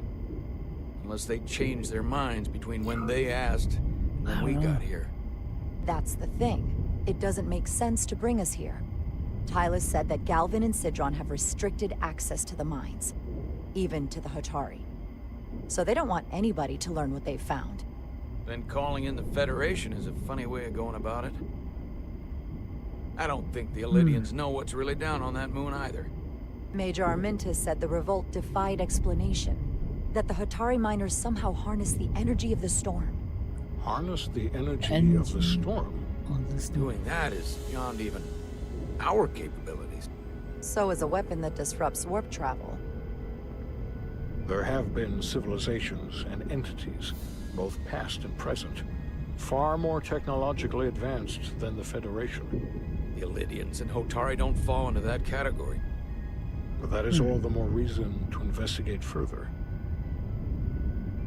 Commander Rydek, sorry to interrupt. We've received an urgent call from Hotari. The Queen's advisor, Tylus, has asked to speak with you. Put her through.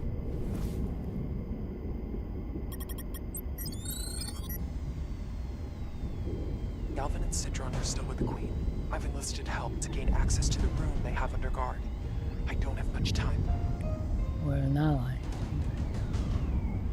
I'm not supposed to leave my post. It's only for a moment. I so appreciate your help.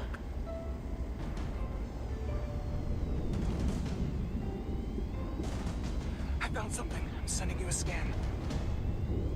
Ooh, what's that? What is that? Got it. Tylus, if we needed to gain access to the mines on Tau, is that something you could help us with? I suppose it wouldn't be easy, but I have to go. Tylus.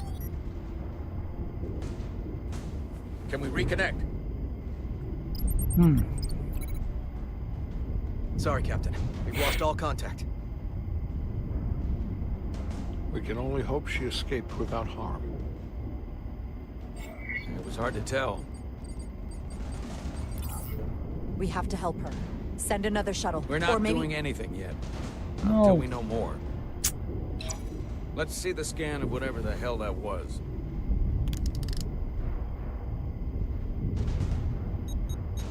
Tylus suspects this came from the mines on Tau. It appears to be of ancient origin, but the markings are unfamiliar. We can run a full analysis when we get back to the Resolute. But if this came from the mines, that it might be the key to how they got the upper hand against the Illydians. Then we have to go into the mines. The Federation would not allow that. We were, after all, sent here to be a neutral party in a peace negotiation. However, we could demonstrate that the Hotari have acted in bad faith, which would enable us to investigate the mines on Tau with full justification. Of course, we would need conclusive proof before taking action. Otherwise, it could put us in a difficult position. Whatever this artifact is may be proof enough, at least to satisfy the Federation. Especially if we can show the Hotari are controlling the warp disruption and targeting the Resolute. We may have a better understanding once we analyze the device. But a mission to the mines, covert or otherwise, is not out of the question. And I will handle the Federation.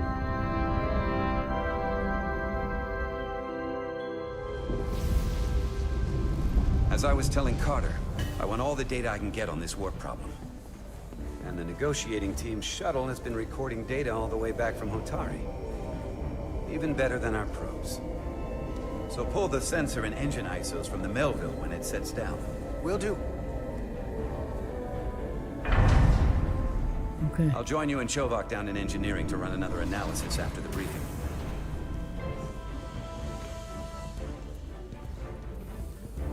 I didn't like this warp problem when we thought it was some astronomical anomaly. And I like it a hell of a lot less now that we know someone is doing it to us. How does it work? What do we even do about it? What do you say we pull these chips and find out? Took some damage on the way.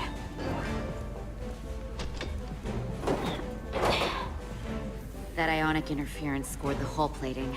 Might be some micro welds. Let's try pulling together. All right. 3, 2, 1. It won't budge. Gotta be the storm damage. We need to... Welcome back. Any excitement down on the surface? Excitement? No. Nothing like that. Hey, can you hand me the EJ7 interlock? From the toolbox. I don't know what that is. Not much use for one on a security detail, huh? Carter? Yeah, I'll get it.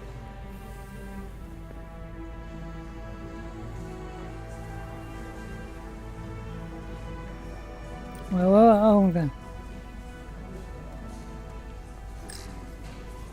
So that's a welding torch. Oh, pretty good detail. Okay. Oh, shoot. There you go.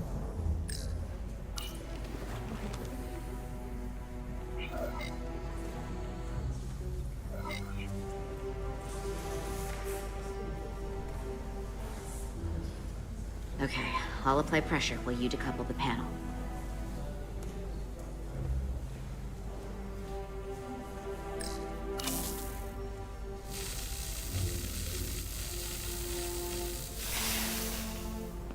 Here, I'll help.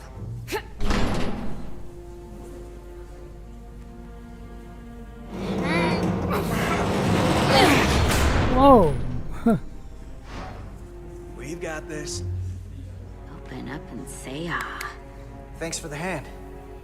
We have to get these isolinear chips down to engineering. No problem. You really know everything about these ships, don't you? The tools, the systems. Like a walking Starfleet technical manual. But I wouldn't say everything. But I know my stuff. I can see that. Come on, start pulling chips. Yeah, what's going on?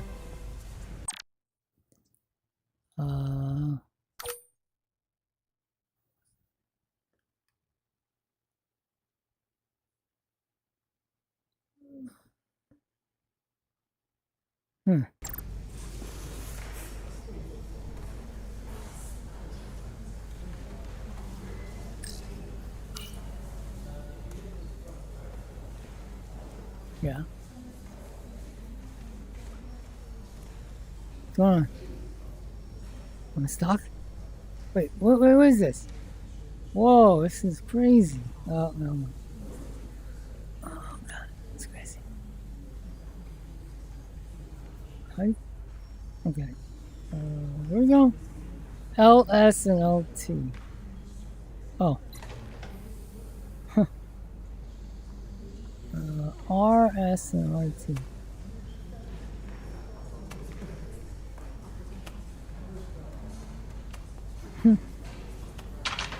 Oh, wait, hey.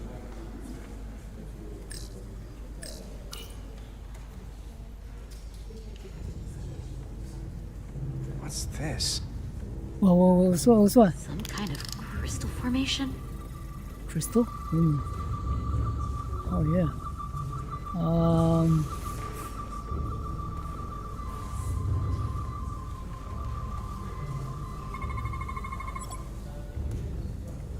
It's weird. Whoa. This substance is a quantized spin crystallization of hydrogen, carbon, and lithium. It's emitting tetrametric pulses at an interval of 3.8422 seconds. What the hell? Quantized crystallization isn't natural. I mean, it's only theoretical as a means to engineer matter on a subatomic level. What's it doing in there? Oh, no.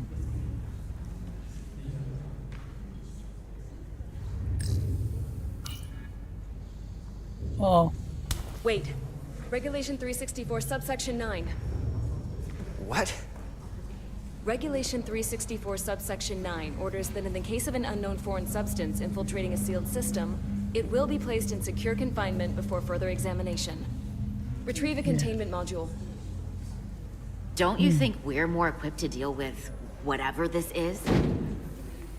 No. Before anything else, this is a security issue.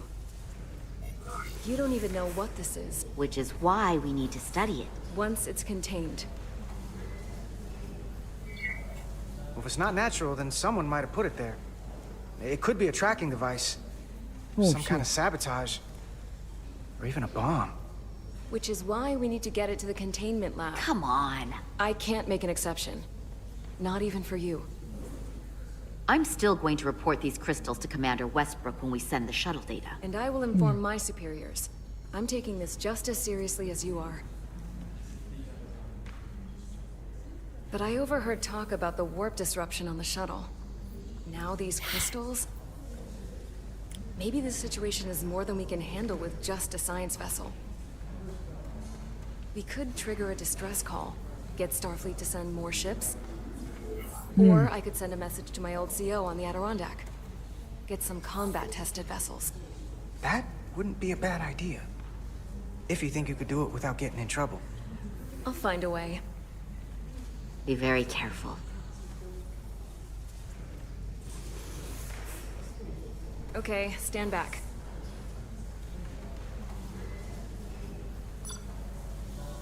Huh? Get this to the containment lab. We'll get it set up for you. I'll let you know when it's safely confined. Oh, we'll be there. Last thing you want is to study this down in main engineering and have it explode next to the warp core.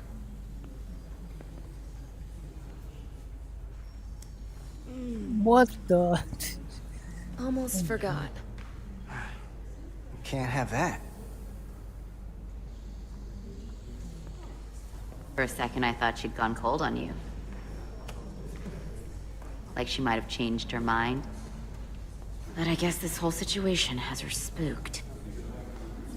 Maybe she knows more than us? Or it's because this is all happening so fast? But she usually doesn't scare easy. Now, you can't tell me you're not a little spooked, too. We all should be. Believe me, I'm taking it seriously. But Miranda talking about sending a distress call on her own? That's going too far. Although, you didn't seem to think so. Uh-oh. She was probably just thinking out loud. I'm sure she'll come to her senses. This mission has enough complications stacking up. Now, we'll get through it. You, me, and Miranda, too. Commander Rydek was able to work behind the scenes during the negotiations and made contact with a representative from the Hotari delegation named Tylus. She mentioned an unusual artifact of unknown origin being held under tight security within the Hotari Palace, which she believes came from the mines on Tau. Now, this artifact might have a connection to the revolt, to the storm, and to the warp disruption we now know has been targeted at the Resolute. Commander Rydick, if you want to take it from here. Of course.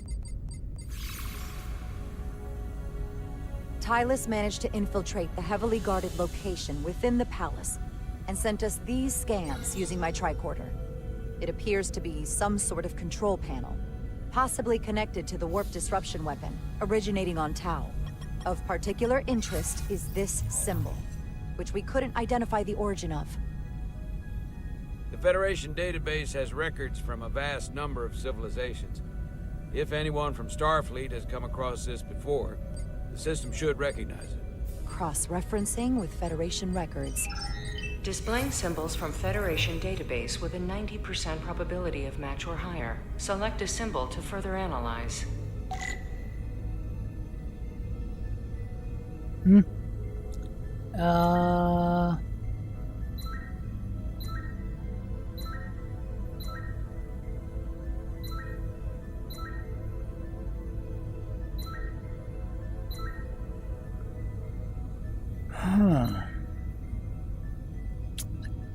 Is this one?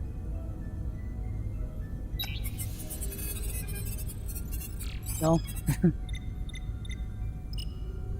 Maybe partial?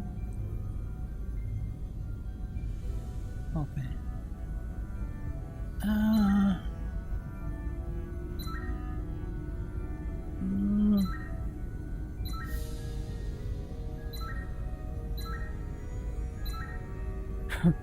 That's a clean one.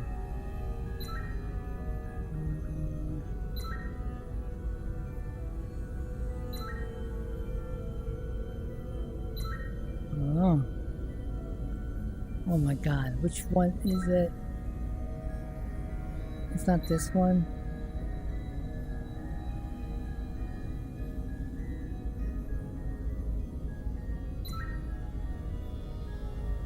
It's this one. No. What? Ah!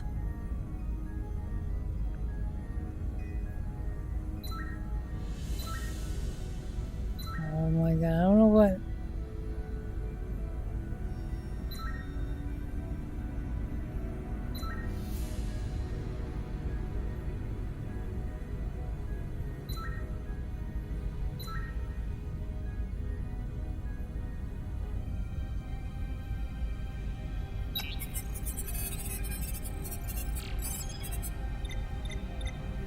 Maybe.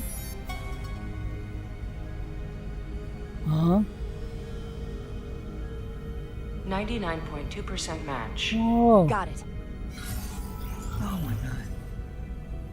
What is that? Tukan? What? So, what are we looking at? The design and composition indicate this is a glyph associated with the ancient Tukan Empire. Their civilization collapsed over 600,000 years ago, but once spanned millions of systems with a population numbering in the trillions. Fascinating. The Tukan were once the most advanced, most powerful civilization in the galaxy. Is it possible the Hotari found Tukan technology? I wonder if they even know what they have. Our knowledge of the Tukan is limited. I have only encountered passing references to them. I can't speculate about how much they know, but one thing's for sure. They know how to use it. Indeed. Which might explain how they seized control of the mines. And targeted us with a weapon that prevents warp travel. Computer, what is the last recorded discovery of other Tukan artifacts? On stardate 41386.4, the USS Enterprise D, under the command of Captain Jean-Luc Picard, discovered a Tukan outpost in the Delphi Ardu system. According to the mission summary, an unbreakable energy-draining field was deployed against the Enterprise and a Ferengi ship. The Enterprise was only able to escape after negotiating their release with an entity known as Portal 6-3, Guardian of the Tukan Empire. Unbreakable energy draining field. It starts to make sense. What else is there? There's a lot here. Let's take it piece by piece. Select the aspect you wish to learn more about. Someone from the Takan Empire is actually still around. Or at least was, 16 years ago. Computer, what other information do you have on Portal 6-3, Guardian of the Takan Empire? The entity known as Portal 6-3 is of an unknown nature. A biped humanoid, he was unaware that the Takan Empire no longer existed at the time of the encounter. He was able to control the crystal-based technology of the Takan outpost through apparent telepathic means. It was by his choice that the Enterprise was released from the energy draining field after Commander William T. Riker of the Away Team argued on behalf of both Starfleet and the Ferengi. Telepathic control of their technology. As I have said, they were the most advanced civilization in the galaxy.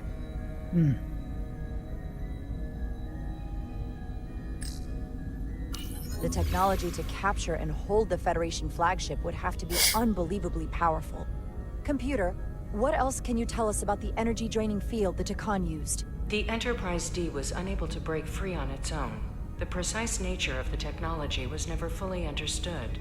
Only that the crystalline technology used was beyond the comprehension of then-current Starfleet science. The engineering team found a quantized spin crystal formation in the shuttle you took to Hotari. They registered tetrametric radiation coming from it. We have Takan technology on board right now? We might. I'll run a full analysis in the containment lab. Okay, There appears to be some sort of restriction order from Starfleet. Computer, explain this restriction. A Starfleet directive similar to General Order 7 forbids entering the Delphi Ardu system or attempting to make contact with Portal 6-3. Starfleet doesn't throw up a no trespassing sign for just anybody. I suppose it makes sense considering what happened to the Enterprise D.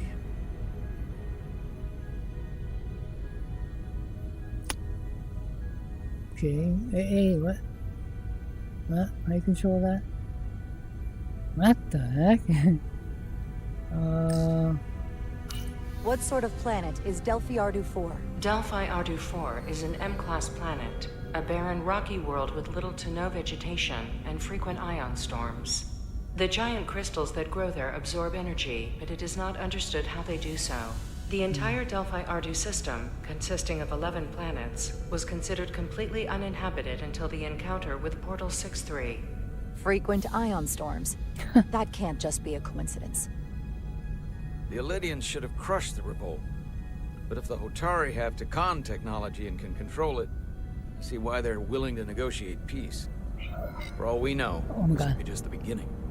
And we're up against something greater than we can imagine. There's only one way to find out.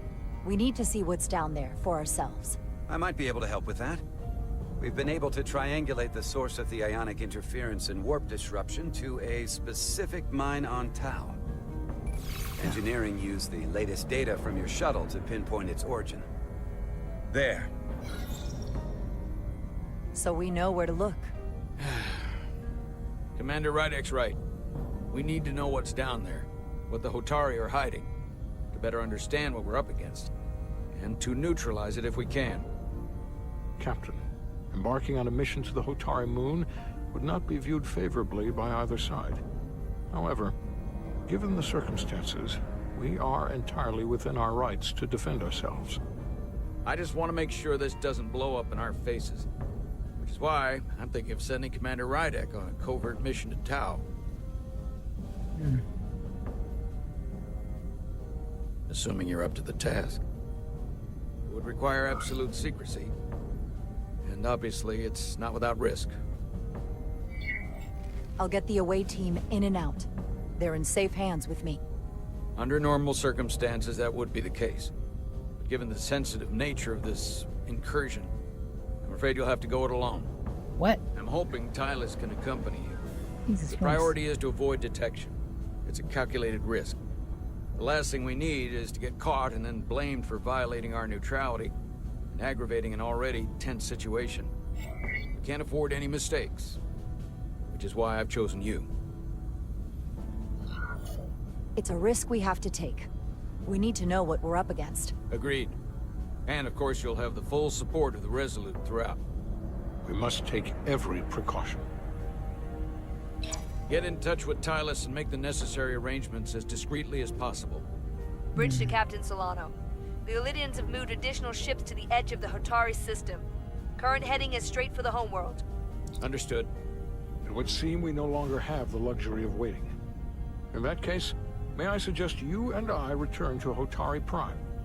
Doing so will provide Commander Rydek as much time as possible to complete her mission. Agreed. We'll hail the Queen's delegation from my ready room.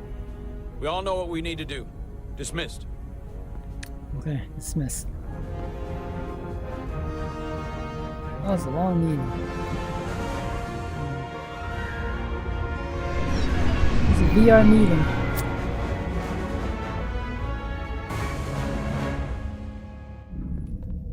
Okay. I think that is it. Okay. Okay. Alright. Okay. Alright. Let's end my second live stream of Star Trek Resurgence. Okay, great. Okay. Yeah. Okay. Alright. Take care. Love and peace.